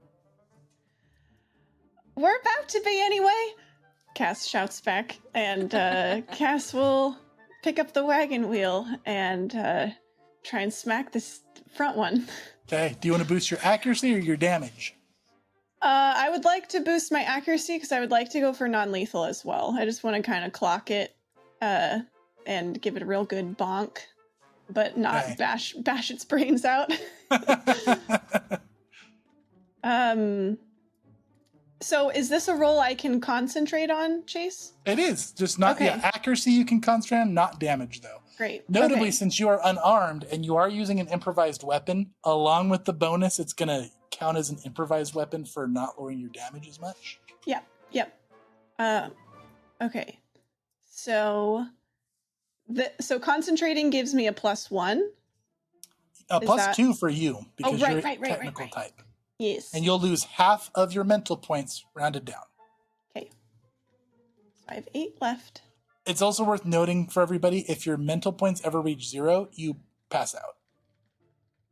Okay. Oh, what? Yeah. That would Relevant. be extremely relevant to know. Almost spelled myself into oblivion one day. Well, wait. How do you? Oh, because it's rounded down. So eventually you would hit 0, even if Yes. you're going half. You can be at 1 and you can spend another concentrate and you'll complete the action and then collapse. Got it. Okay. Well, I'm fine for now. And now I need to roll. So unarmed is Dex plus Strength. And then I've got a +3 total, right? Because of the wagon wheel giving me a +1, and then my concentrate giving me +2. All right. Yep. You got it. Here we go. A 12. That's enough to hit a 5. Oh Yep, my gosh. that's true. Maybe I should have boosted the damage. Oh well, we're learning. You kind of did boost the damage because you got an improvised weapon, so. A little bit, yeah. Okay, so it just is my strength -1. 1 All right, because it's an so- improvised weapon. Yes. Okay, that's 6 damage. Wow, you guys are rolling so good. So you smack this thing and it hisses and spits and its fur fluffs out. Its eyes dilate and focus on you. Half distracted by the bunny still. Should not be. It needs to It should not be. reprioritize. It's like, oh, but the bunny is right there. The bunny. Okay, that was it for you, Cass. And so you smack it, and it is going to immediately jump back, and it is going to try to slash at you with its little blade. Okay. And so this is going to be a -1 because of the bunny. There we go. And this is going to be against your initiative. So that is going to be a 4 versus your initiative. Oh, just misses me by Okay. 2. All right, that's its turn, and we're back up to Yang. I pull up the wagon wheel just in time again, and its knife gets stuck in the spokes a little. Yeah. I'd like to follow Malix's lead because with every time the two of us have been on the range firing arrows, well, Yang has always been a step behind. Yang has always been a little bit worse, and his father would always remind him of this. However, because of Malix's generous nature, Yang was able to be coached a bit and knows that when it comes to the art of the bow, Malix is the one to follow. And so Yang is going to try to do non-lethal as well, firing at this leader, this front Neko Goblin that is still willing to fight with his enhanced red hand bow fire. Excellent. I love that. So go ahead and take your shot. And then that is going to be at a +1 accuracy because of your red hand. Mm-hmm. And then you're doing non-lethally, so that'll be minus. You said doing non-lethally, correct? Yes, correct. So that's a -2 +1. Okay. Feel free to use my thistle patch. Oh snap!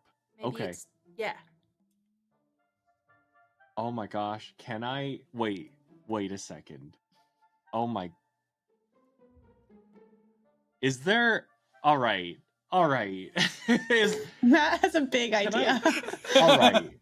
I'm Can so I- excited. Can I flavor the fire of it? Not like to hit the Neko Goblin somewhere, but in like a. This is very obvious that I'm aiming here to move them to like make them dodge into the patch? Oh yeah, for Okay. sure. Okay. All right. I'm not good at firing my bow. I just realized I also have another -2 to my accuracy. no. Yeah, we We're believe in you. So Well, what you you said, get they a- weren't Only as a good at 5. Malix It's at the only a bow. 5. You get a Meant +1 it. for the patch of thistles. Oh, sick. Okay. So you're at a net -2, I think, because +2, -2, -2. Yes. You can do this. Hey, that's a 5. Oh my gosh. So narrowly. Goodness. All right, and now you'll go ahead and you'll roll your damage. Okay. 3.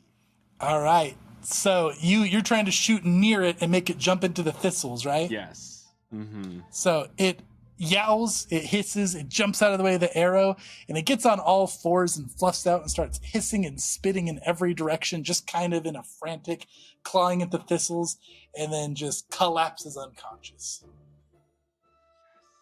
And we are now out of initiative.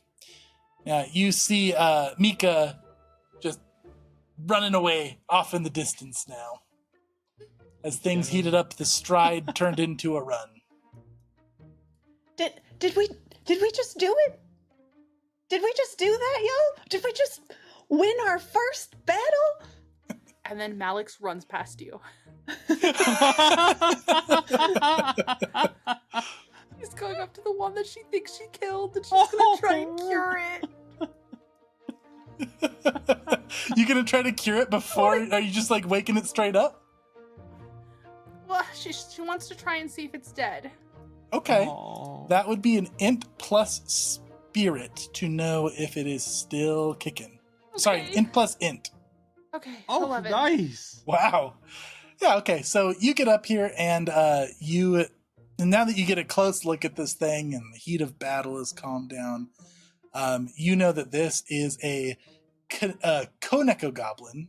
Koneko? Yeah, Koneko goblin, which is a smaller, like, grunt version of Neko goblins, which are like graceful cat people. Goblins in this setting are not like your green, angry little creatures. They are cat people. You know it is still alive. It is just injured and you know that Koneko goblins are especially prone to passing out from fear. So it's just Oh my out cold. God. They're like fainting goats. Also, since you have the trapper ability, Malix, you would know that these little pots on their head, they call their top pots. And they hold very important items in them, and they are rigged to where if they are looted improperly, they will burst with a little thing of flame to destroy everything inside, so that if they can't have their stuff, thieves can't either. So if Whoa. you fail, you need the trapper skill to loot the top pots and not destroy the contents inside. I would like to do that too. Yeah, that sounds fun. Cass will haul the other one by Scruff out of the thistles. She'll just sort of reach over and yoink it out Okay. and set it. Yeah, it is gingerly on also the ground. out cold. Yeah, I think they're alive. I didn't hit this one too hard. Ah. It's the most farmer thing to do. Yep, just straight by the scruff. Yep. What do y'all want to do with So for the loot that you can see immediately on these things, they have light blades, but they look like really crappy made ones. So they are makeshift short blades. They're worth 200 gold each, size 1.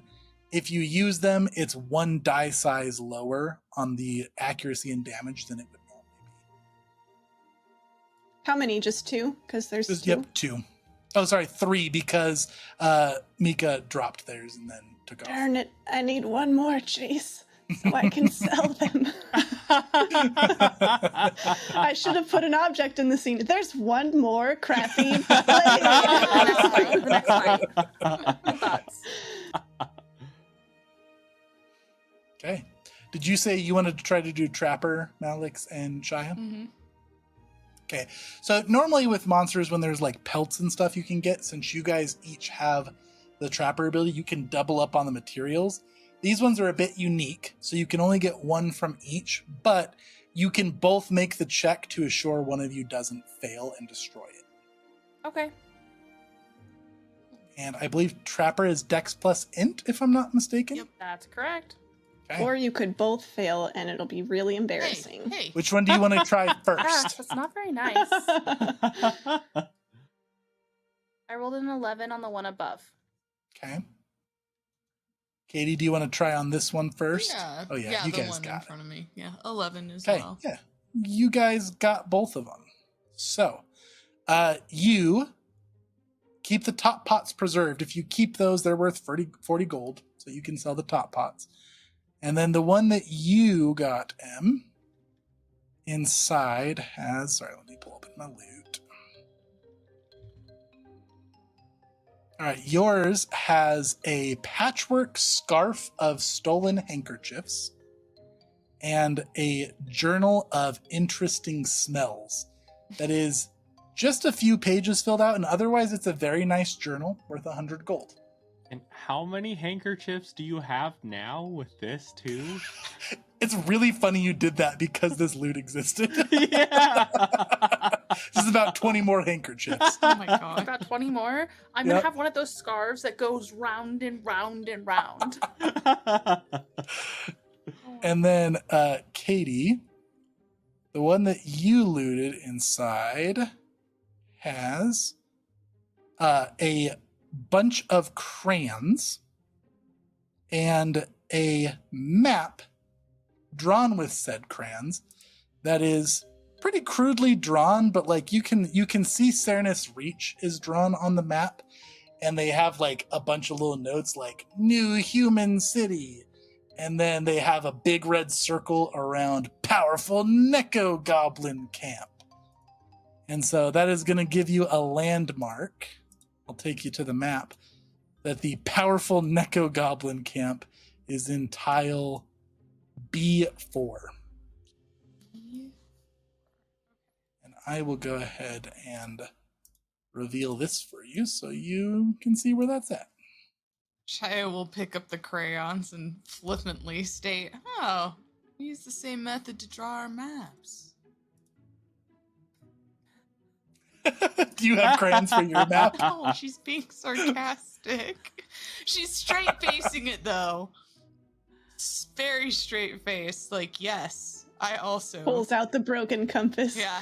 I wonder if they also have this. It's all making sense.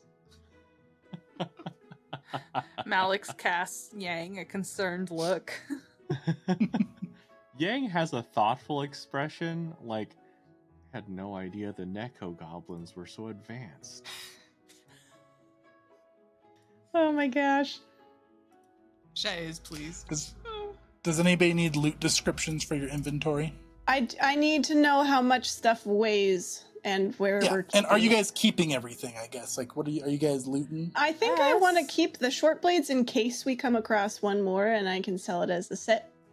Cool. What about the pots? Oh, I'm sorry as well. There's only 2 makeshift short blades. Ugh. There's 2 of them. They're 200 gold each, size 1 each. Wait, I thought you said the other one that walked off left theirs behind. They did, but so one of these was using a blade, one one had was a using bow. a bow. Yeah. There's okay. also a makeshift bow that is 375 gold, size 3. Whoa. And we can't sell them unless they're in groups of 3? You can well, sell I them, can. Sorry. Go ahead. but no, you Chase. go for it, Tori. Oh, they have to be in groups of 4 for me to use my trader ability, where I can sell them at an increased price. Basically, we can still sell these, but they'll sell at like half their value. Okay. So we can sell it normal. It just won't be worth as much.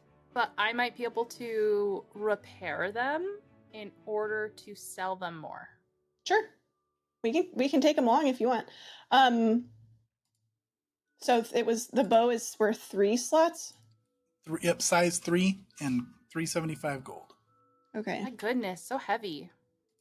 The top pots are size 1, 40 gold. Shia doesn't feel good about taking their top pots. That's fair. They're not worth that much anyway. That's So a really good point. I don't want to take their hats. Can I? The crayons are size 1, worth 5 gold. No, the crayons are staying. I'm taking the map. But the crayons can stay. The Journal of Interesting Smells is size 1, worth 100 gold. What about my handkerchiefs? My Your scarf. handkerchief is worth 1 gold, size 1. The scarf is worth 1? Mm-hmm. Oh, okay. Keep in mind that, some people may pay more for other things than others, but that is like the base value. Okay. I can carry that if you want, Tori. The scarf? Yeah. Okay.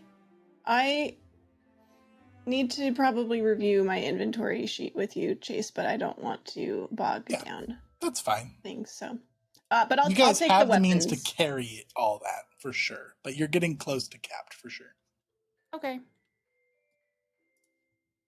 I guess you're not, because you are Tori, and Cass is huge capacity, but... Well, yeah.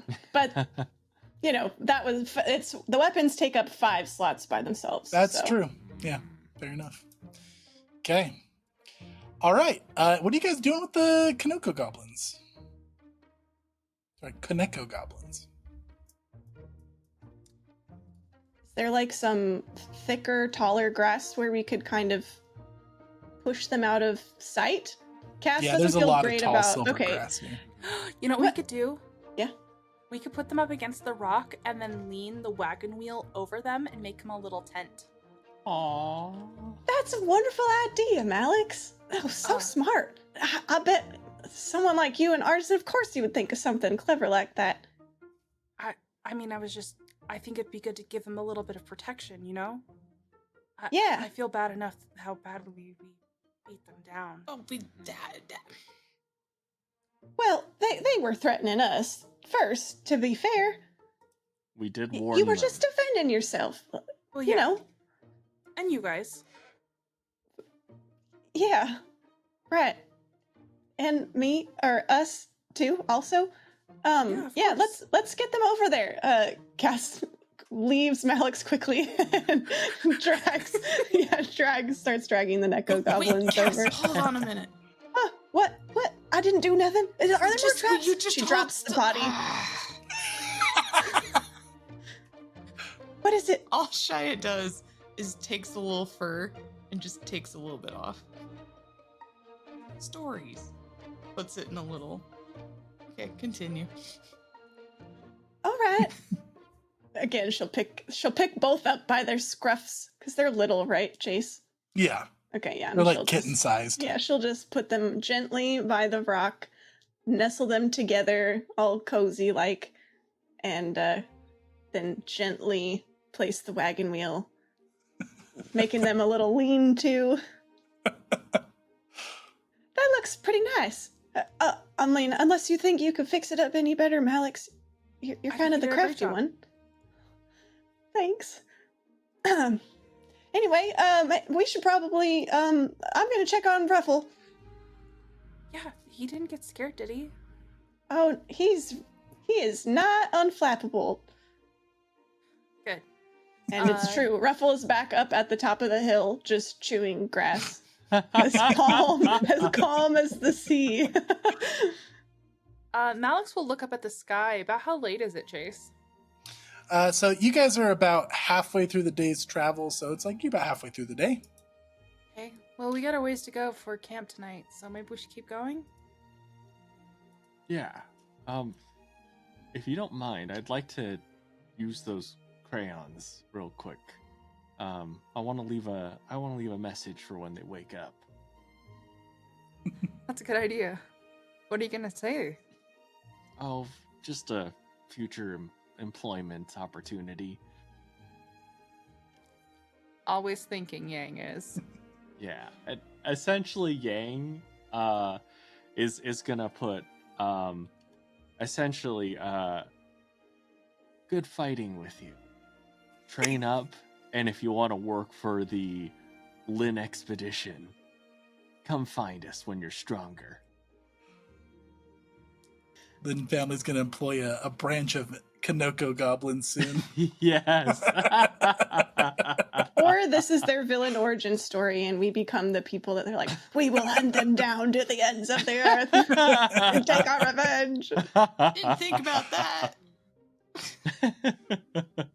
So as you guys are setting up to take back off on your travels, and Yang is riding on the wagon wheel, you see above you on that rock, Yang, you see that same, it looks like the same bird that you saw at the feast, lands down and just kind of stares down at you with intelligent eyes as you're writing your message, and kind of tilts its head to the side as if curious.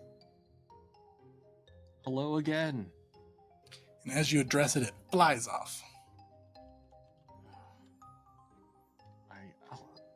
Maybe Shia will know how to communicate with it. All I right. love the idea that none of us ever see this bird. It's just Yang's always talking about a bird that none of us The ever bird! see or I saw acknowledge. it. Shia's Just like, leaves every time. Shia's like, Yang, we gotta, come on. Sky gazing's for, when it's dark. Oh no, but it just J- next time. I'm sure it's a nice bird, Yang. But Shia's right. We should probably keep moving. And look, there's some nice birds right over there. And Cass points way off in the distance. Some birds are flying across the sky. Oh yeah, okay. Let's go. Fantastic.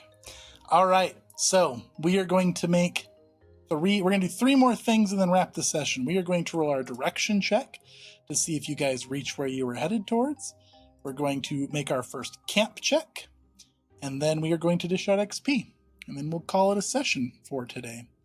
So, Katie, Shia has to be the one to roll the direction check. One person can assist if they want, and if you will allow it. Probably not the first one. Okay, so you will take no help on this first direction No check. help. Okay, so you're going to roll a check of int plus int, and you are trying to hit a 6 because clear weather grasslands. Big money, big money, big money. An 8. Hey, fantastic. Nice. So you find your destination with no travels. So you get, oh, that's not what I want. Let's not move the city. Let's move the party. Okay, GM, just calm down over there. I know you're trying to make a good story and everything, but So you guys reach this crossroads, and at a glimpse as the sun is starting to set, you guys can see to the northwest is kind of a more rocky hill terrain, and then to your northeast and to your southeast is more grassland. And then it is time, the sun is setting, so it is time for you guys to set camp. Now, camp is going to determine how much you guys recover throughout the night, and also if you guys get ambushed, there could be other negative side effects that could happen. So it's how safe and how restful you are during camp. Now, for everybody to not take penalties on the next day's condition, you all need a sleeping bag, which you all have. And you all need shelter if it happens to rain or anything. And I believe you guys have 2 tents. Chase, Yeah? I want to say something super Oh, yeah, fast. for sure. So, Yang, Malix does pull a sleeping bag for you out of the bag that she prepared, Mhm. and there is a tent just for Yang. It fits 3 people, but it's Yang's tent. Thank you, Malix. Oh, you prepared it. Oh, right. Yes. I placed an order for a specially made tent that's exactly perfect for me. That it's the material I like too. Yeah, canvas. wow, yeah, it is a mighty nice tent. Really, really nice. Very spacious too. You're going to be real comfortable in there. Yes, I am. Zip. Shia in the Good night. back corner, arms folded, doubt radiating. Own tent, 3 pillows, you're bedding from home, Yes. sleeping bag. Yang is glamping. Everyone else is camping, and Yang is glamping. Okay, I love sorry, that. Chase, I didn't mean to interrupt. No, you're fine. I've been That so was excited great. about that. It's so good. Thank you. So are the rest of you 3 sharing a tent? If everyone's cool with that. Yeah. Sure, yeah. Cool. So you guys all have suitable camping supplies. You have the means to make a fire. You have the means to sleep semi-comfortably. And then based on conditions, I can give you penalties or bonuses to your condition checks as I see fit. Like if you guys were eating with your hands and no utensils, I might tend to eventually give you penalties for that. Yang, since you have excessive comfort, you will get a +1 to your comfort checks each day as long as the camp goes okay. So before we roll for the camp, we need somebody to take charge of setting up the camp. That can be anybody. But Katie, Shia, I believe, has an ability. If you choose to not set up camp, you can go hunting during the camping phase instead to try to find extra rations. Oh, yeah. So with that said, Wow. who's taking charge of camp? Is anybody doing anything or have any items to boost the camp check? Any spells to boost the camp check? Yes. Oh. I don't have spells to boost the camp check, but I do have trail cooking. Before eating rations, I can roll versus topography, and characters will improve ration by 1 step. Excellent. So trail cooking is going to be breakfast. Oh, my bad. Because we do Okay. rations during the condition check. We just skipped that one for today. Is it Dex plus Int for the camp It is. setup? Dex plus int. I can do it. I can help. I can add a +1 with a spell. Oh, Alert bell alarm. So, a magical bell chimes if a monster comes within 10 meters, +1 to camp checks. Excellent. That's perfect. nice. So that does, so the monster can be an additional effect, which can stop you from getting surprised. And then just the safety of it will also give you a +1. And that one costs 4 mental points. No problem. And what does that look like, Yang? So, Yang, like, he usually will do this whenever he wants, like maybe even a midnight snack or something. Like, I imagine that as far as living within the Lin estate is concerned, he's got quite a bit of comfort, and what he'll do is he gets his jammies on and everything. He might set up like a little candle here and there, and here, like, he gets that going, but then once he's in a state of comfort, he just thinks like, what would I want to eat if I were at home right now? What is one of my favorite treats that Malix is really good at making? And like what I imagine is that what he'll do is he'll hold up a hand, and when he does, a little spectral bell appears, and he just kind of rings it. And as he does, the sound waves of it would travel outward and around in that 10-meter radius, just kind of like in a way I think of it as traveling as though you were looking at a sound wave in like an audio recording software, where you see the light just kind of moving up and down as he's ringing the bell. Just a very gentle jingle. That's so cool. But then Yang says, Malix, any treats for this evening? Yeah. Yeah, I got something for you. Thank you. It's like sleepover treat time. Yeah. S'mores! Unlimited s'more supply. Yes. It's probably so basic. It's probably just like popcorn, That's even better. with a little bit of salt. That's great. My favorite. I love popcorn. Yeah. Yeah, popcorn over a campfire, that's Yeah. legit. Yes. It has like a little bit of oil, and she's just like shaking the kernels over the fire. So, who's going to actually be setting up the camp? I can do it. I I have a can pretty good bonus. support. it. Awesome. Okay, Like- so let me Malix would absolutely take the support. I'll roll to see how well I do. let me see if I support you. I don't. That's so funny. I can't wait. So to you argue only that. need to get a 5 to support. And what Yeah. did Yeah, you she get? rolled a I got a 4. Okay, yeah.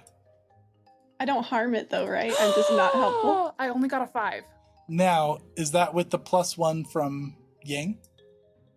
I don't know if I added it. I think I did. Let's see. That Yeah, was I It is added with it. the +1. Oof. okay. So a 5, and then when we look at the journey cheat sheet here for camp, yep, the check for this one is a 6, so that is a fail. Oh, No. But it's not the best setup camp. So why don't you two go ahead and narrate why that camp kind of fell a little short? I think Malix is trying to be too polite to Cass. And Oh. Cass is like too eager to please, and also not very like she's not very graceful with her hands. Like she's pretty rough and tumble. So, when you set up the tent, Like just like this, and she just like wrenches it up. And then I think these two go together. so you'll know if they go together because they're color coded, but you can probably put it together oh, however they you want. fit just like, and she just like forces two together that do not go together. I think I got this one. Okay. I've never seen that put together like that before. That was really creative. We can go for that tonight, but maybe I'll show you my way next time. Oh, yeah. Just like a maybe, like just so you can see other options. Uh-huh. Yeah, that sounds like a good idea. I'm gonna check on Ruffle. Cass leaves you to set up the rest of the camp by yourself. Aww. Shit. Okay. All right. So that's not the most restful of camps, but it is suitable enough. Now, so that means everybody for this camp is going to recover 2 HP and 2 MP. Can I say that the tent is very lopsided and it's definitely like half laying on top of Shia all night? Yeah, 100%. Sorry, tracks. Shia. Hey, is anyone missing more health than that? Yeah. Then 2? Yeah, we all got So much. halved from Not our me. travel check. But I will go ahead and I'll heal one of you, whichever the one, like probably Cass. Are you avoiding Malix? I'm not avoiding you. She's just embarrassed.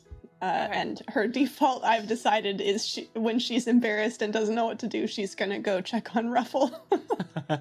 I'll join you at Ruffle then. Like, hey, I'm sorry. I said that you weren't gonna get hurt or whatever, and you look really worn down already. Oh, it's just been a lot of yeah. Well, the day was more exciting I than have a spell that can help if you're open to that. Oh, like real magic? Yeah, actually, Yang helped me get set up with. It's a long story, but yeah, I learned some magic with Yang one time. Oh. Suddenly, Cass looks like a child. Like she's so excited. Okay, yeah, sure. What does it feel like? Is it gonna tickle or something? It doesn't tickle. It's kind of like, you know, the feeling when you drink water after chewing on mint. Yeah, real It's like cool that. and refreshing. Exactly. Ooh, okay. Well, So yeah, just- I'm up for it. Yeah. Okay. Cool. I'm just gonna. And she puts a hand on your shoulder, and it just like, and Just then like- it just soaks through you. Ooh, yeah, wow. That's wow. You're good at that. Well, let's see how good I am at it, because I have to roll my. Let's see how good it is. TBD. Oh, 6. So, what happens? You heal for 6. You Oh. rolled max? I rolled max. Wow, So that is good. That is a good spell. I am actually. Well, at sometimes magic. There's has to be like a synergy between both parties, and it looks like we have high synergy. Cass blushes so hard. Oh, that's Are you okay? Did it maybe it was too effective? Can no, I touch no. your- I feel really good. I'm gonna. Oh, Ruffle's doing fine. I'm gonna I'll check go. on. Okay. I should head back to camp anyways and More make sure popcorn, everything else is please. set up. Yep, popcorn. Okay. Do you want Thanks. some popcorn if I make a little extra? Sure. Cool. Hey, Shia, I'm making popcorn. You want some? I think Shia went hunting. Excellent. The whole time Speaking that of- I've done everything, Shia is still out So- in the bush. Mechanically, for Malix, you spent that mana point and then you regained 2, right? Yes. Cool. All right, Shia, you're going out hunting. So for this one, you're going to roll me a Dex plus Int against the target number of the weather and terrain, so against 6. And anything you get over it, you will get that many rations. Okay. Dex plus int. Oh. I find nothing. I rolled a 3. At least it wasn't a critical fail. It- So around the area, you do find that there are little creatures that you've never seen. And if you can ever catch any of them, I'll let you name them. But you see very fast little critters with teal fur that are just very elusive. Shia comes back to camp, empty-handed, grass-stained, and really just wants to go to bed. How'd it go, Shia? Did you find anything? Oh, Do You you don't- see anything in my hands? I guess not. Is that the tent? That's a Is this... Are we calling this a tent? the Yeah. leaning tent. Yeah, I set up your bedroll and everything for you too. It's just down there, and you see it's definitely on the side that's like leaning down. Uh-huh. You... I know it's not perfect. Malik said she'll set it up better next time. That was mostly my fault. Do you want some popcorn? Nope. I don't. Shia crawls, like almost army crawls into the tent. Sorry. Fantastic. All right. And at this point, you guys are all settling in for the night. Yeah, there's a Shia As best lump. we can. Excellent. Cool. So you guys rest. You recover your 2 hit points, your 2 mana points. The last thing I will mention before we go to XP is that as you guys are sleeping during the night, you do hear the bell start chiming. And it's immediately followed by a yowl of a cat and then footsteps skittering away. Micah would have stolen a bunch of your gold had you not set up an alarm trap. So congratulations. Oh my goodness, Yang's clutch. already our champion of a leader. Man. That's probably also All why right. Shia doesn't have full hit points. She got startled. She like bungled up the tent more trying to figure out why the alarm went It half off. falls over even more. The half that was standing just falls Like hits now her in and the it's all head. down. Yeah. Gets out. Where is it? So as we zoom out on that scene of the flustering over the alarm bell going back and people settle back to sleep for the rest of the night, we'll end the evening with a very unique bird with blue and silver feathers sitting on a tree watching over your camp. And we'll call that a session and go to experience. In Ryuutama, Yay! experience is very easy. You get a number of experience based off of 3 things. The most difficult terrain you handled, which was a target number 6, means you all get 100 experience. You get 50 experience for each time the Ryujin, which is the Game Master character myself, uses a benediction ability. I don't have any yet because I'm not level 2 until next session, so you get none for that. And then you get XP equal to 10 times the highest level of monster defeated, which was level 2. So that means in total you guys each gained 120 experience. Which means you leveled up. Yay. So we will go over leveling up off screen, and then we'll briefly go over it at the start of next session. And we will pick up on day 2. So thanks for watching, everybody, and we will catch you on the next episode. Bye. Bye. Bye.